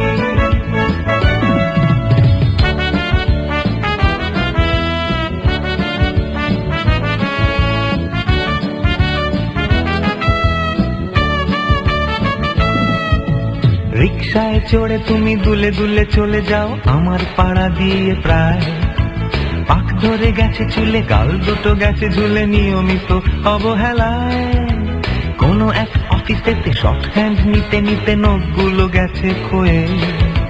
ছোট্টবেলার প্রেম আমার কালো মেম কোথায় গেলে হারিয়ে। Mary Ann, Mary Mary Ann, Mary Ann Marie, Mary Ann, Mary Mary Ann, Mary Ann Marie. ছেলেটাও একদিন অবশেষে আবিষ্কার করে মেয়েটা নেই, চলে গেছে। ছেলেটা জানতো যে সে তাদের সম্পর্কটা একটা জটিলতর একটা অধ্যায়ের মধ্যে দিয়ে হাঁটছে, একটা এখানে গিরিখাদের ঝামেলা উপর দিয়ে হবেই। হাঁটছে, এখানে একটা সমস্যা হবেই। কিন্তু ছেলেটা কখনো স্বপ্নেও ভাবেনি মেয়েটা চলে যাবে। এবং ছেলেটাও আর দার্জিলিং এ থাকে না, সামনে তার গুরুত্বপূর্ণ পরীক্ষা ছিল, সেই পরীক্ষা না দিয়ে ছেলেটা ফিরে আসে কলকাতায়। একদিন ছেলেটা কলকাতায়, এবং বন্ধুরা আবিষ্কার করে তাদের সেই ছেলেটা, সেই বন্ধুটা এত সবচেয়ে দুরন্ত ছিল তাদের মধ্যে, ভালো হয়ে সবচেয়ে গেছে। ফাজলামো করতো, সবচেয়ে দুষ্টামি করতো। বরং শুধু পাড়ার লোকরা না, বন্ধুরাও সেই তার দুষ্টামির জ্বালায় টিকতে পারতো না। সে ভালো হয়ে গেল সেই কেমনে? ছেলেটা অদ্ভুত শান্ত হয়ে গেছে, এবং সেই ছেলেটা কখনো কখনো বন্ধুদের আড্ডায় আসেও না, একা একা রাস্তায় হাঁটে। এবং এরকমই একদিন ছেলেটা রাস্তায় কলকাতার পথ ধরে হাঁটছে, হঠাৎ করে নামলো ঝুম ঝুম এক বৃষ্টি। আমি বৃষ্টি দেখেছি, বৃষ্টির ছবি এঁকেছি। আমি রোদে উড়ে ঘুরে ঘুরে অনেক কেঁদেছি। আমার আকাশ কুসুম স্বপ্ন দেখার খেলা থামেনি, শুধু তুমি চলে যাবে আমি স্বপ্নে ভাবিনি। আমি বৃষ্টি দেখেছি, চারটে দেয়াল মানেই নয় তো ঘর, নিজের ঘরেও অনেক মানুষ পর।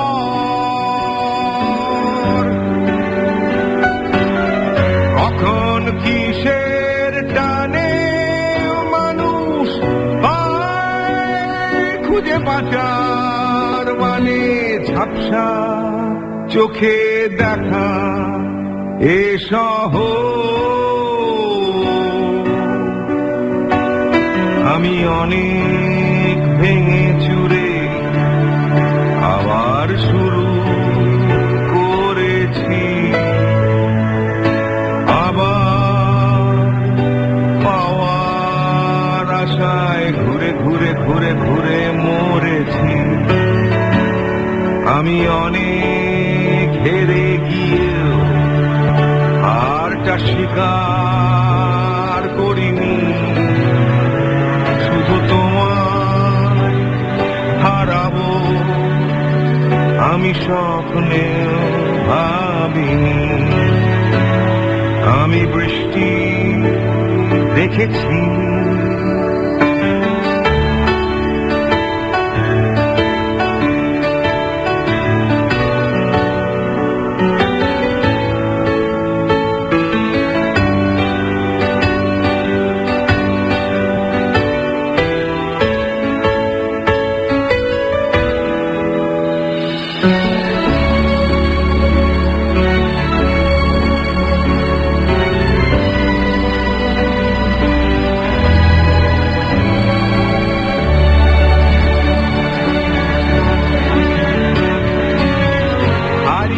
গেছে তরতাজা সময়,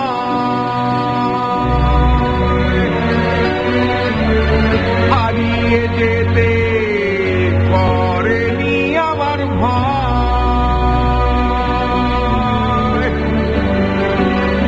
কখন কিসের টানে মানুষ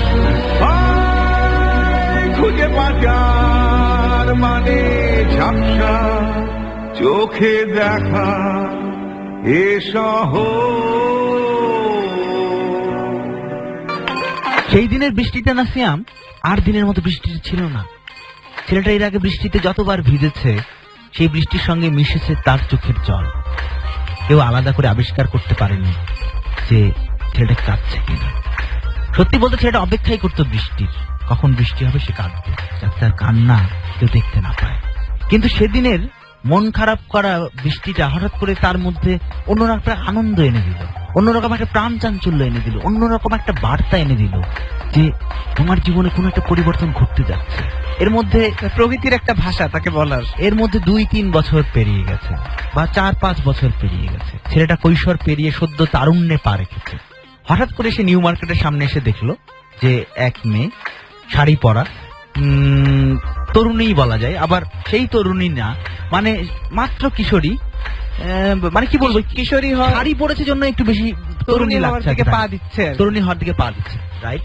হালকা কুচু পাতা রঙের একটা শাড়ি, মাত্র তারুণ্যে পা রেখেছে। তার সঙ্গে ছাতা তো নেই, আবার তার মনে হচ্ছে তার ফিরে যাওয়ার খুব তাড়া, তাকে দ্রুত ফিরতে হবে। সে একের পর এক ট্যাক্সি ঠিক করার চেষ্টা করছে, কোনো ট্যাক্সি তার কথা শুনছে না, ফুসফুস করে বেরিয়ে যাচ্ছে সেই বৃষ্টির মধ্যে। সেই মেয়েটা বৃষ্টির ছাদ থেকে নিজেকে বাঁচানোর চেষ্টা করছে। হঠাৎ করে সেই মেয়েটা খেয়াল করলো তার দিকে একটা লোক, একটা ছেলে তাকিয়ে আছে, লম্বা চুল, গাল ভর্তি দাড়ি, এবং তবুও মানে একদম ধরো দাড়ির জঙ্গলে চেহারাটাই লুকানো, কিন্তু চোখ জোড়া জানি কেমন চেনা চেনা লাগছে। কোথায় জানি তাকে আমি দেখেছি, অনেক দিনের চেনা চেনা একটা চোখ। ছেলেটাও চোখ দিয়েই চিনলো, মেয়েটাও চোখ দিয়েই চিনলো। কিন্তু অদ্ভুত একটা ঘটনা ঘটলো কি, মেয়েটা ছেলেটার দিকে না এগিয়ে গিয়ে, যেহেতু এটা বাংলা সিনেমা না, তোমার আমার জীবনের গল্প সিয়াম, যেহেতু এখানে মিলন নাই, ইমদাদুল হক আছে, মেয়েটা কি এক অদ্ভুত কারণে উল্টো দিকে দৌড় শুরু করলো, জানো, হঠাৎ করে দৌড় শুরু করলো। এবং ছেলেটা হতভম্ব, সেও যে দৌড়ে গিয়ে মেয়েটাকে থামানোর চেষ্টা করবে যে তুমি পালাচ্ছ কেন, লুকাচ্ছ কেন, আজকে কি ঘটতেছে সে বুঝতে আজকে পারতেছে না। 5 বছর ধরে তুমি আমার চোখের দিকে তাকাও, এই যে বৃষ্টি ঝরে রোজ কলকাতায়, এ আমার চোখের বৃষ্টি, আজকে 5 বছর ধরে আমার তৃষ্ণার্ত চোখ তোমাকে খুঁজছে, আমাকে দেখে তুমি পালিয়ে যাচ্ছ কেন, কেন পালিয়ে যাচ্ছ? ছেলেটা হতভম্বের মতো দাঁড়িয়ে আছে, কিন্তু অদৃষ্টে কেউ ছিলেন। তখন একটা অদ্ভুত ঘটনা ঘটলো, মেয়েটার স্যান্ডেলের ফিতা ছেড়ে গেল হঠাৎ করে, এবং মানে ভরা রাস্তায় বলতে মানে একদম মানে একটা মেইন রোডে যখন তোমার রাস্তায় যখন তোমার স্যান্ডেলের ফিতা ছিঁড়ে যায়, তার চেয়ে বেশি অসহায় আর কাউ মানে মনে হয় না, মানে নিজেকে সবচেয়ে অসহায়তম লোক মনে হয়। মেয়েটা স্যান্ডেলের দিকে তাকালো একটা এমন দৃষ্টিতে যে তুই আমার সঙ্গে প্রতারণা করলি, তুইও প্রতারণা করলি, এবং তারপর খুব রাগি রাগি চোখে পারলে সে স্যান্ডেলটাকে সে তার অগ্নি দৃষ্টিতে, আমরা যেটা লিখি অগ্নি, আগুনের দৃষ্টি, ছাই বানিয়ে দেয়। এবং তারপর একটু পরে সে আলতো হেসে উঠলো, এবং সেই আলতো হাসি দেখেই ছেলেটা নিশ্চিত হলো যে এই যে শাড়ি পরা তরুণী এত লম্বা হয়ে গেছে এর মধ্যে, এই যে আলতো হাসি, এই হাসি পৃথিবীর আর কারো হতে পারে না, এই হাসি অনেক দিনের চেনা হতে পারে। এবং সে বুঝছিল যে আজকের বৃষ্টিতে তুমি যতই পালানোর চেষ্টা করো, আমি যত পালানোর চেষ্টা করি, বা আমি যতই তোমাকে আটকে ধরার না চেষ্টা না করি, আমাদের দেখা হয়ে যাবেই, কারণ এরকম একটা হঠাৎ বৃষ্টি আমাদের জীবনের জন্য অপেক্ষা করছে। একদিন বৃষ্টিতে বিকেলে থাকবে না সাথে কোনো ছাতা, শুধু দেখা হয়ে যাবে মাঝ রাস্তায়, ভিজে যাবে চটি জামা মাথা, থাকবে না রাস্তায় গাড়ি ঘোড়া, দোকান পাট সব বন্ধ, শুধু তোমার আমার হৃদয়ে ভিজে মাটির সোদা গন্ধ। একদিন বৃষ্টিতে বিকেলে মনে পড়ে যাবে সব কথা, কথা দিয়ে কথাটা না রাখা, ফেলে আসা চেনা চেনা ব্যথা, অদূরে কোথাও কোন রেডিওতে এই পথ যদি না শেষ হয়, আর বৃষ্টির রং হয়ে যাবে নীল, আর আকাশের রংটা ছাই। একদিন বৃষ্টিতে, একদিন বৃষ্টিতে বিকেলে,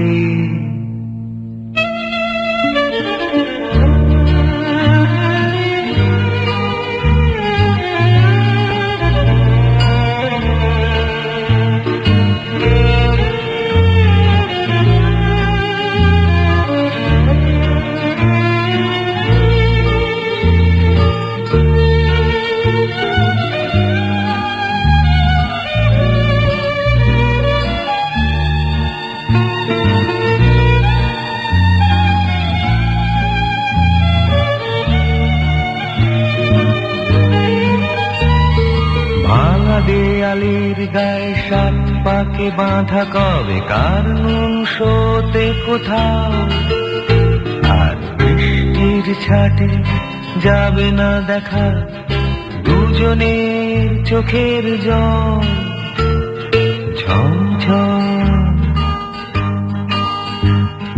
ঝমঝম চোখের জল।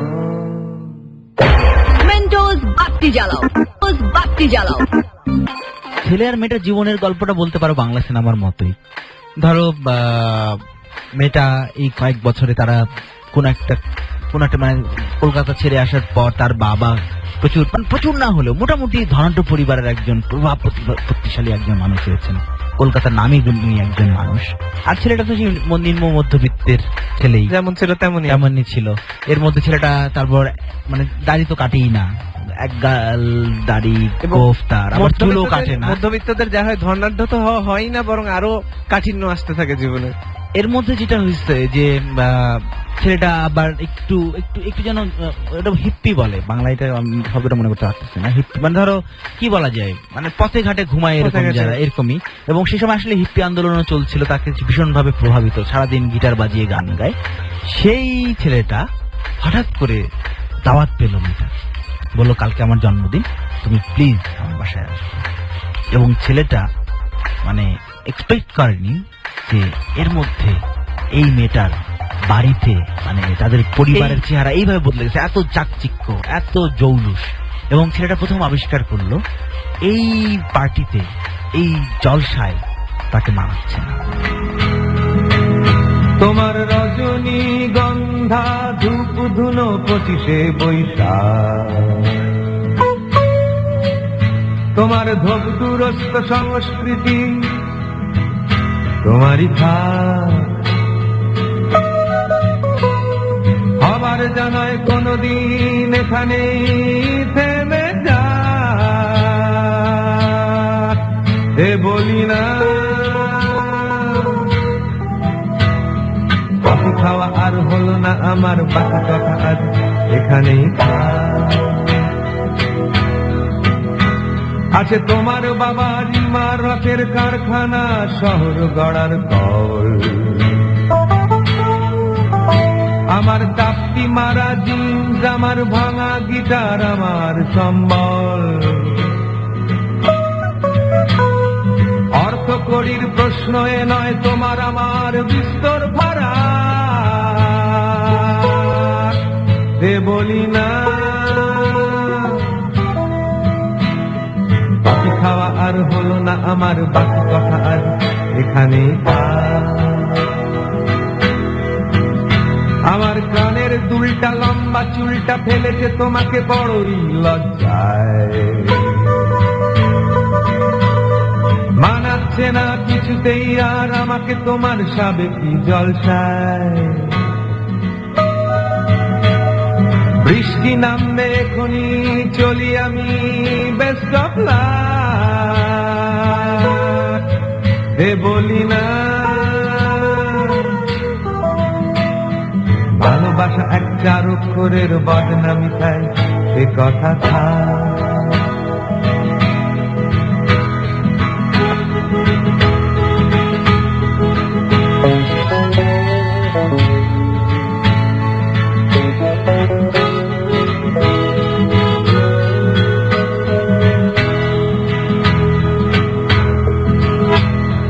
লেখাপড়া করে কেউ গাড়ি চড়ে, কেউ জানে তার আসল পরিচয়। আমার শিক্ষা জানান দিচ্ছে বিলেত ফেরত আমার হবার নয়। সুদূরের পিয়াসী আমি, মনটা তাই বড়ই চঞ্চল। রে বলি না কেটে কেটে আর লাভ নেই কোনো, মুখে ফেলো তাই তোমার চোখের জল। সময় আমার গড়া নেড়ে গেছে মাথার ভেতর হৃদয়ের দরজায়। আটো হয়ে থাকবো কি করে, চারিপাশে বড়ই অবক্ষয়। তো ছেলেটা ঠিক করলো সে কিছু না বলেই চলে যাবে, বেমানান। এবং ছেলেটা আবিষ্কার করলো যে এর মধ্যে বেশ কিছু পরিবর্তন তাদের জীবনে এসেছে। মেয়েটাও ঠিক আগের মতোই নাই, তার মধ্যে অনেক পরিবর্তন আসছে। সবচেয়ে বড় পরিবর্তন ছেলেটা আবিষ্কার করলো এর মধ্যে মেয়েটার একটা বয়ফ্রেন্ড, এবং খুবই ভালো সৌম্য দর্শন। সেখানে ছেলেটা মোটামুটি বো টাই পরা, কোট চাপানো, সাদা একটা শার্ট, চকচকে প্যান্ট, জুতো এমন গ্লাস দিচ্ছে, মানে এমন ঝিলিক দিচ্ছে জুতো, নিজের চেহারা দেখা যায় আয়নার মধ্যে। এবং ছেলেটা বোঝা যায় যে কোন সম্পর্কের বলে দিতে হয় না, সব সম্পর্ক বোঝা যায় যে এর কিছু একটা হয়, তাদের মধ্যে একটা সম্পর্ক আছে। এবং সবচেয়ে বড় কথা হচ্ছে মেয়েটা এই সম্পর্কে খুশি। ছেলেটা অনুভব করলো আমি একটা পাগল ছেলে, আমি 5 বছর 6 বছর ধরে অপেক্ষা করছি। আমি হয়তো ভাবছি একসময় আবার আমাদের দেখা হবে, কিন্তু এটা তো গল্প উপন্যাসে হয়, জীবনটা তো গল্প উপন্যাস না, সিনেমা না। মেয়েটা ঠিকই করছে, সে তাকেই বোঝালো মেয়েটা ঠিকই করছে। জীবন তো এখনকার ভাষায় মুভ অন করছে। তো ছেলেটা নিজেকে লুকাবে এরকম একটা ভাব করতে করতে হঠাৎ করে মেয়েটা তাকে ধরে ফেলছে। আরে তুমি এসছো, এতক্ষণ ধরে কোথায় আসছো?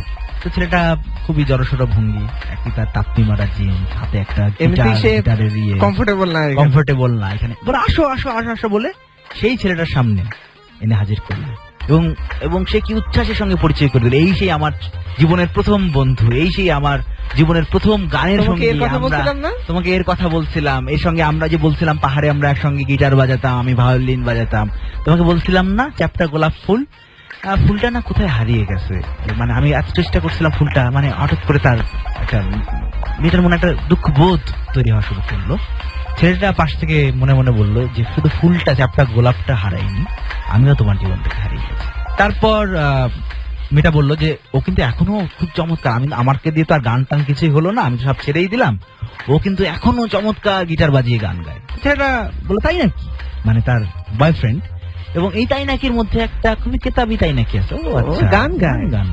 এবং সেটা বলে বসলো আপনি নিয়মিত শো করেন? আমার বাবার ইনফ্যাক্ট হোটেল আছে, নেক্সট মান্থ থেকে আমি ওটার সিইও হিসেবে দায়িত্ব নিচ্ছি, আমাদের ওবেরয় হোটেল।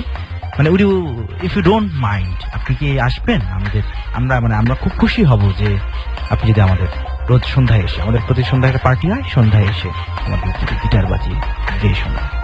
তখন ছেলেটা বললো এই যে আমার গিটারটা দেখছি, এই গিটার আমি আজ থেকে 7-8 বছর ধরে বইবে নিয়ে বেড়াচ্ছি। গিটারটায় ঘুম ধরেছে একটি, খুব সত্যি। কিন্তু এই গিটার আমার কত না বলা কথা জানে, আপনি জানেন।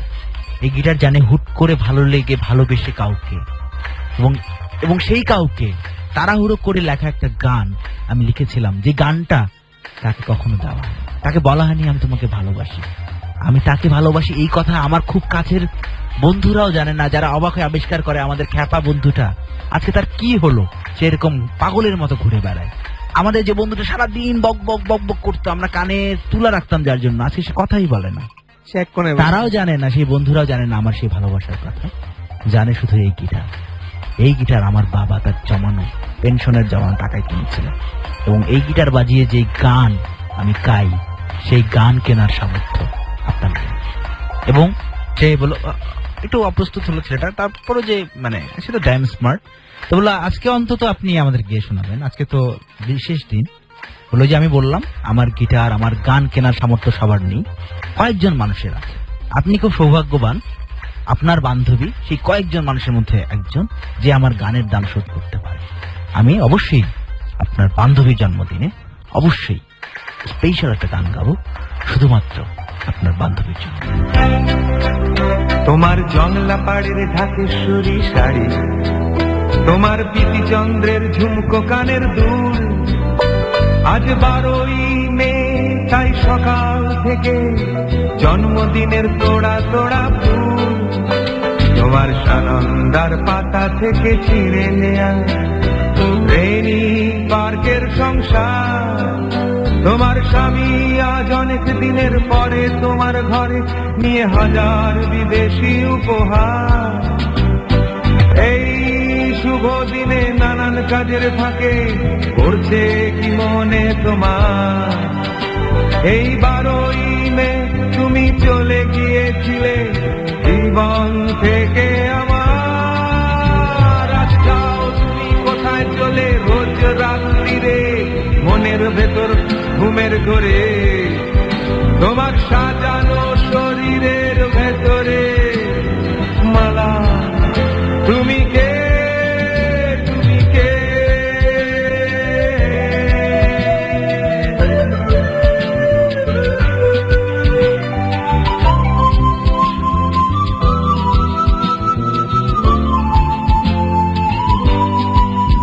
তোমার কথা বলা যেন মধুবালা, তোমার হাঁটা চলা সোফিয়া লোরেন, তোমার গন্ধ ফরাসি আনায় আনায় অভিমান অপর্ণা সেন।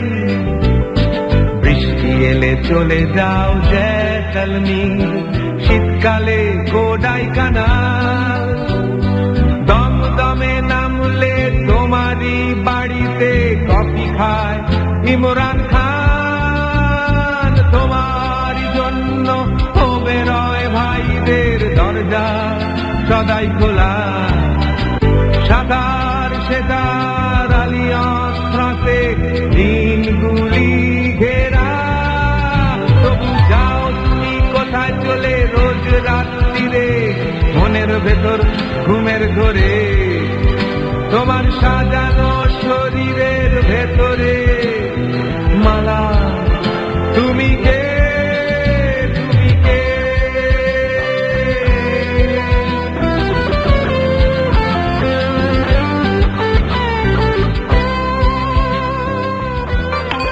এরকম বাংলা সিনেমা যেটা হয় এরপর আরো অনেক ক্লাইম্যাক্স দেখা দেয়। তারপর ছেলেটার সঙ্গে হয়তো মেয়েটার বিয়ে হয়ে যাবে, সেই বিয়ের দিনে আমাদের গল্পের নায়ক এসে হাজির হবে এবং সেই মুহূর্তে বলবেন না তুমি ওকে বিয়ে করতে পারো না, আমি অনেকদিন বলতে পারি নাই। নায়িকা রিয়ালাইজ করবে যে আসলে বড়লোক বয়ফ্রেন্ড ভালো না, ভালো আসলে না, আমার ছোটবেলার বন্ধুই আসলে আমার আসল প্রেমিক। তো আমাদের গল্পটা বাংলা সিনেমা না, এই কারণে এরকম কোনো ঘটনাই ঘটে নাই, কিন্তু আমাদের সিনেমা বাংলা সিনেমা, কারণ এর মধ্যে কিছু একটা ঘটছে, ক্লাসিক বাংলা সিনেমা, কিছু একটা ঘটছে আমরা আবিষ্কার করছি। আমি না বাংলা সিনেমা খুব পছন্দ করি না, বাংলা সিনেমা সবসময় হ্যাপি এন্ডিং। হ্যাঁ, মানে বাংলা সিনেমা স্বপ্ন দেখাইতে পারে, মিরাকলস হ্যাপেন।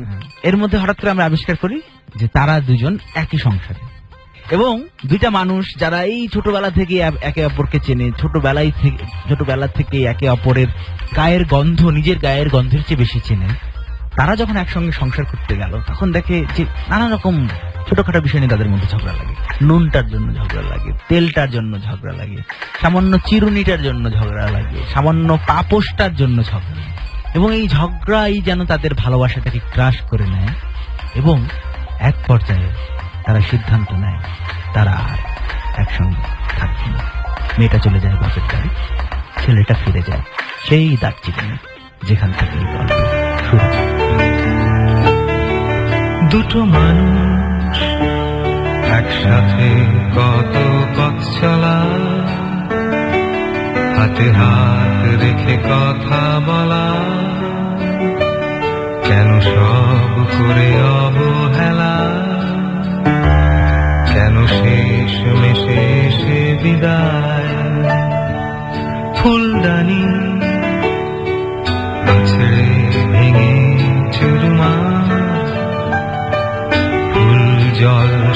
একাকার, নেমে আসে অন্ধকার, জানলার বাইরে নেমে আসে রাত। দুটো বালিশ কত স্বপ্ন ভালোবাসা বোঝায়, দেখে যায় এই কুৎসিত লড়াই, আশা আকাঙ্ক্ষা সব পুড়ে ছাই, কেউ মুখ ফুটে কিছু বলে না। টেবিল ল্যাম্পের আধো অন্ধকারে ভাঙা চোরা মন দুটো গুমরে গুমরে মরে, দুজনেই বসে থাকে হাত ধরবে বলে, কেউ মুখ ফুটে কিছুই বলে না। ভগবান তাই নেমে আসে না। আসে সকাল, চোখ মুছে চিঠি লেখা, সুটকেস হাতে ট্যাক্সি ডাকা, ফিরে না তাকিয়ে দেখা। ইস, এইভাবে কেউ চলে যায়। ছেলেটা ঠিক করে তার আসল দায়িত্ব সে শেষ করেনি। তার যে গানের শিক্ষা গুরু যে ছিল একসময় মিস্টার হল, সে ঠিক করে মিস্টার হলের গানের স্কুলটা সে আবার চালু করবে। এর মধ্যে মিস্টার হলের বাড়ি যেহেতু কোনো ওয়ারিশ ছিল না, উত্তরাধিকার ছিল না, বাড়িটা এর মধ্যে একদম ধুলোয় একদম জীর্ণ একটা বাড়ি হয়ে গেছে, পরিত্যক্ত বাড়ি হয়েছে। অনেকে বলে এটা ভুতুরে বাড়ি, সেখান থেকে এখনো রাতে রাতে হঠাৎ করে পিয়ানোর আওয়াজ ভেসে আসে। ছেলেটা ঠিক করে সেই বাড়িতেই সে থাকবে। ছেলেটা প্রায় ভাঙা বাড়িটা নিজেই ঠিক করে এবং ধুলোর আস্তরণে ঢাকা পিয়ানোটাকে সে একদম যত্ন নিয়ে পরিষ্কার করে এবং অবাক হয়ে আবিষ্কার করে এই বাড়ির সবকিছু নষ্ট হয়ে গেছে। আসবাবপত্রে ঘুণ ধরেছে, ভেঙে গেছে, বাড়ির ছাদের টালি নষ্ট হয়ে ওদিক দিয়ে পানি পড়েছে, কিন্তু পিয়ানোটা নষ্ট হয়নি। পিয়ানোতে অনেক ধুলোর আস্তরণ ছিল ঠিকই, কিন্তু পিয়ানোটা নষ্ট হয়নি। এবং এই পিয়ানোতে যে ধুলোর আস্তরণটা ছিল সেটাই যেন পিয়ানোটাকে বাঁচিয়ে টিকিয়ে রাখার চেষ্টা করেছে। কারণ এই ধুলোও জানে পিয়ানোর প্রত্যেকটা কিতে কত মমতাময়ী আঙুলের স্পর্শ করেছে। তো ছেলেটা সেখানে গানের স্কুল খোলে। এর মধ্যে না মানুষ অনেক বদলে গেছে। এর মধ্যে মানুষকে গান যে শিখতে হয়, গান যে গাইতে হয়, মানুষ ভুলেই গেছে। মানুষ এখন ডাক্তার ইঞ্জিনিয়ার হইতে চায়। সে শুধু অপেক্ষা করে এর মধ্যে নোটিশ দিয়েছে যে আমি গান শেখাই, আমার থেকে কেউ টাকা দিতে হবে না, বিনামূল্যে আমি গান শেখাবো, আপনাদের সন্তানদেরকে আমি গান শেখাবো। কেউই তার কাছে আসে না। সে সারাদিন একা আপন মনে পিয়ানো বাজায়, গিটার বাজায় আর অপেক্ষা করে কখন দরজায় কড়া নাড়বে, কখন কেউ একজন বলবে আপনি আমাকে গান শেখাবেন, আমি না গান শিখতে চাই। এরকমই হঠাৎ একদিন অপ্রত্যাশিত ভাবে ছেলেটা যখন হালি ছেড়ে দিয়েছিল যে তার দুয়ারে কেউ আসবে, সেই সময় তার দুয়ারে সে একটা কড়া নাড়ার শব্দ পায় এবং একজন এসে বলে আমি না প্রচন্ড গান ভালোবাসি, আমি ছোটবেলায় খুব শখ ছিল জানেন আমি গান শিখবো, কখনো গান শেখা হয়নি আমার, মানে শিখেছিলাম, শুরু করেছিলাম, শেষ করতে পারিনি। আমি একা পিয়ানোকে মানুষ করতে পারবো না, আমি একা গিটার বাজিয়ে কি হবে, আমার সব গান তো তোমার জন্য। আর আমি নিশ্চিত জানি তুমি যে ভায়োলিনের সুর তোলে একটু বেসুর হয়, কোথাও কোথাও কেটে যায়, আমার গান শেখাটা না অর্ধেক বাকি আছে। আর আমি যার কাছে গান শিখেছিলাম তার মতো করেই কেউ একজন আমাকে গান শেখাবে এমন চাই, আপনি আমাকে গান শেখাবেন? তো ছেলেটা বললো দেখুন না, আমি যে ভায়োলিন বাজাতে জানি না, আমি যে শুধুমাত্র গিটার বাজাতে জানি। তখন মেয়েটা খুব আলতো, মানে খুব ভালোভাবে লক্ষ্য না করলে দেখা যায় না, এরকম একটা হাসি এসে বলল পৃথিবীতে সবকিছুই একই রকম, পৃথিবীতে সবকিছুই, কেউ কোনো মানুষ কালো, কোনো মানুষ সাদা, কিন্তু তার ভিতরে যে হার্টটা ঢিপ ঢিপ করে, কালো মানুষটার হার্টটাও ঢিপ ঢিপ করে, সাদা মানুষটার হার্ট একই শব্দ করে করে। পৃথিবীর সব সুরই এক। পৃথিবীর হাঙ্গেরির কোনো একটা পিয়ানোতেও সারেগামা পাধানিসা ওঠে, কলকাতার কোনো একটা গিটারেও সারেগামা পাধানিসা ওঠে, দার্জিলিং এর কোনো একটা পিয়ানোতেও সারেগামা পাধানিসাই ওঠে। পৃথিবীর সব সুরই তো এক। ছেলেটা হেসে দেয়, হেসে দিয়ে বলে আমি জানতাম আমি একজন হলেও ছাত্রী পাবো যে আসবে গান শিখতে। তখন ছেলেটা গান গায়। এভাবে দুজনের মধ্যে 5-6 দিন তাদের জীবন কাটে, সংসার কাটে। তারপর হঠাৎ করে মেয়েটা জানায় যে দেখো তোমাকে সত্যিটা আমি লুকোবো না, ওই যে আমার একটা বয়ফ্রেন্ড দেখেছিল, আমার যে বন্ধুটাকে দেখেছিল, তোমার সঙ্গে তো আমি রাগের মাথায় বাড়ি থেকে বের হয়ে চলে গেলাম, রাগের মাথায় তো আমাদের ডিভোর্সটা হয়ে গেল, কিন্তু সবকিছুই রাগের মাথায় হয়েছে। এবং এর মধ্যে ওই মুহূর্তে আসলে আমি ঘোরের মধ্যে ছিলাম, জানো, আমি জানি না ঠিক হচ্ছে কিনা ব্যাঠিক হচ্ছে। সেই মুহূর্তে আমার একটা আশ্রয় দরকার ছিল, আমি ধন্যে হয়ে একটা খড়কুটো খুঁজছিলাম। সেই মুহূর্তে আমার কাছে খড়কুটো হয়ে এসেছিল সেই ছেলেটা, আমাকে আমাদের জন্মদিনের পার্টিতে যাকে দেখেছিল, তো তার সঙ্গে আমার বিয়ে হয়ে গেছে। আমাকে আমার সংসারে ফিরে যেতে হবে। সেটা বলে, এটাই তো তোমার আসল সংসার, এই পিয়ানো, এই গিটার, এই ভায়োলিন, এটাই তো আমাদের সংসার, এরাই তো আমাদের ছেলে মেয়ে। সেই সুরটাও আমার জন্য। আমি কথা দিচ্ছি, তুমি থাকো, তোমার বেসুরো ভায়োলিন আমরা দুজন মিলে সুরে সুরে বাঁধব। এটা বলে, তা হয় না, তা সম্ভব না। তবে আমি কথা দিচ্ছি, আমি আমাদের এই গিটারের সংসারে, আমাদের এই ভায়োলিনের সংসারে, আমাদের এই পিয়ানোর সংসারে আবার ফিরে আসবো। এভাবে 30 বছর কেটে যায়। অনেক আগে যে মিস্টার হলকে মানুষ আবিষ্কার করেছিল, যে মিস্টার হল নিয়ে নানা রকম গুঞ্জন ছিল মানুষের মধ্যে, সে তার বউকে খুন করে লাশ লুকিয়ে রেখেছে। কেউ বলে তার প্রেমিকা হারিয়ে গেছে, কেউ বলে সে লোকটা জন্ম থেকেই খ্যাপা। সেই লোকটার পরনে সবসময় একটা কোট থাকে, যে কোট সে কতদিন ধরে পরে আছে কেউ জানে না। সেই লোকটার হাতের আঙুলে সবসময় একটা সিগারেট জ্বলে, সবসময় তার আরেক হাতে থাকে হুইস্কি। অনেকদিন পর মানুষ আবিষ্কার করে সেসব গুঞ্জন এখন এই ছেলেটাকে নিয়ে। সেই মিস্টার হলের বাড়িতে মিস্টার হল ফিরে এসে আবার ফিরে এসে মিস্টার হল সেখানে গান গাচ্ছেন, বাজাচ্ছেন, শুধু একটা গান, গভীর কোনো রাতে যখন পুরো দার্জিলিং ঘুমিয়ে পড়ে, পুরো পৃথিবীর অর্ধেকটা যখন অচেতন থাকে, তখন দার্জিলিং এর একটা পাহাড় থেকে ভেসে আসে এই সুর। তুমি আসবে বলে চাই, আমি স্বপ্ন দেখে যাই, আর একটা করে দিন চলে যায়। সুদিন আসবে বলে তোরা আগুন জ্বালায়, আর হাজার হাজার মানুষ মরে যায়। দেখবে বলে আকাশটাকে মাথা উঁচু করে, শুধুই নোংরা কালো ধোঁয়া দেখে যায়।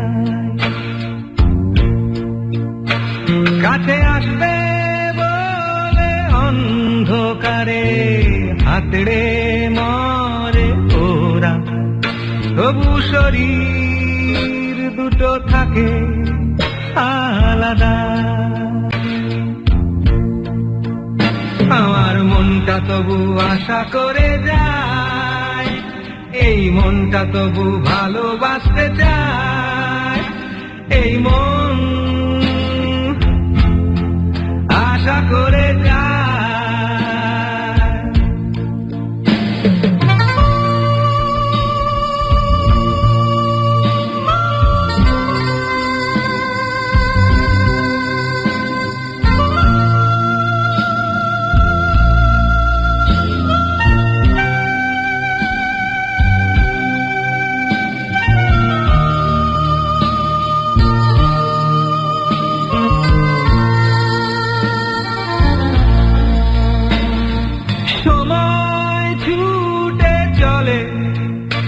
আমি আটকে পড়ে রই, আমার রাস্তা হাঁটে আমি হাঁটি না। চোখে নিয়ে স্বপ্ন, বুকে অনেক অনেক কথা, আমার বয়স বাড়ে আমি বাড়ি না। আসবে বলে চাই, আমি স্বপ্ন দেখে যাই, আর একটা করে দিন চলে যায়। সুদিন আসবে বলে ওরা। অনেক অনেক ধন্যবাদ জানাচ্ছি তোমাদেরকে, অনেক ধন্যবাদ জানাচ্ছি সিয়ামকে, অনেক ধন্যবাদ জানাচ্ছি সেই নাম না জানা ছেলেটা এবং মেয়েটাকে, ধন্যবাদ জানাচ্ছি সেই পিয়ানো, সেই গিটার, সেই ভায়োলিনকে, বেহালাকে, হলকেও মিস্টার হলকেও ধন্যবাদ জানাচ্ছি দার্জিলিং কলকাতাকে। তবে একজনকে ধন্যবাদ না জানালেই নয়, তিনি হচ্ছেন অঞ্জন দত্ত। আজকে যে আমরা আমাদের সাথে ছিলেন। পুরো শোতেই আমাদের সঙ্গে ছিলেন এবং আজকে আমরা যতগুলো গান বাজিয়েছি প্রত্যেকটা গানই হচ্ছে অঞ্জন দত্তের গান। আমরা শুধু গল্পটা জুড়ে দিয়েছি। অঞ্জন দত্তের গান যেন গান নয়, গল্প। এবং কখনো কখনো অঞ্জন দত্তের গল্প যেন গল্প নয়, গান। তোমরা ভালো থেকো, সুখে থেকো। পৃথিবীর সব ছেলে এবং সব মেয়ে সুখী হোক। Mentos Bhakti Jalao. Exclusively on WebEuro.com.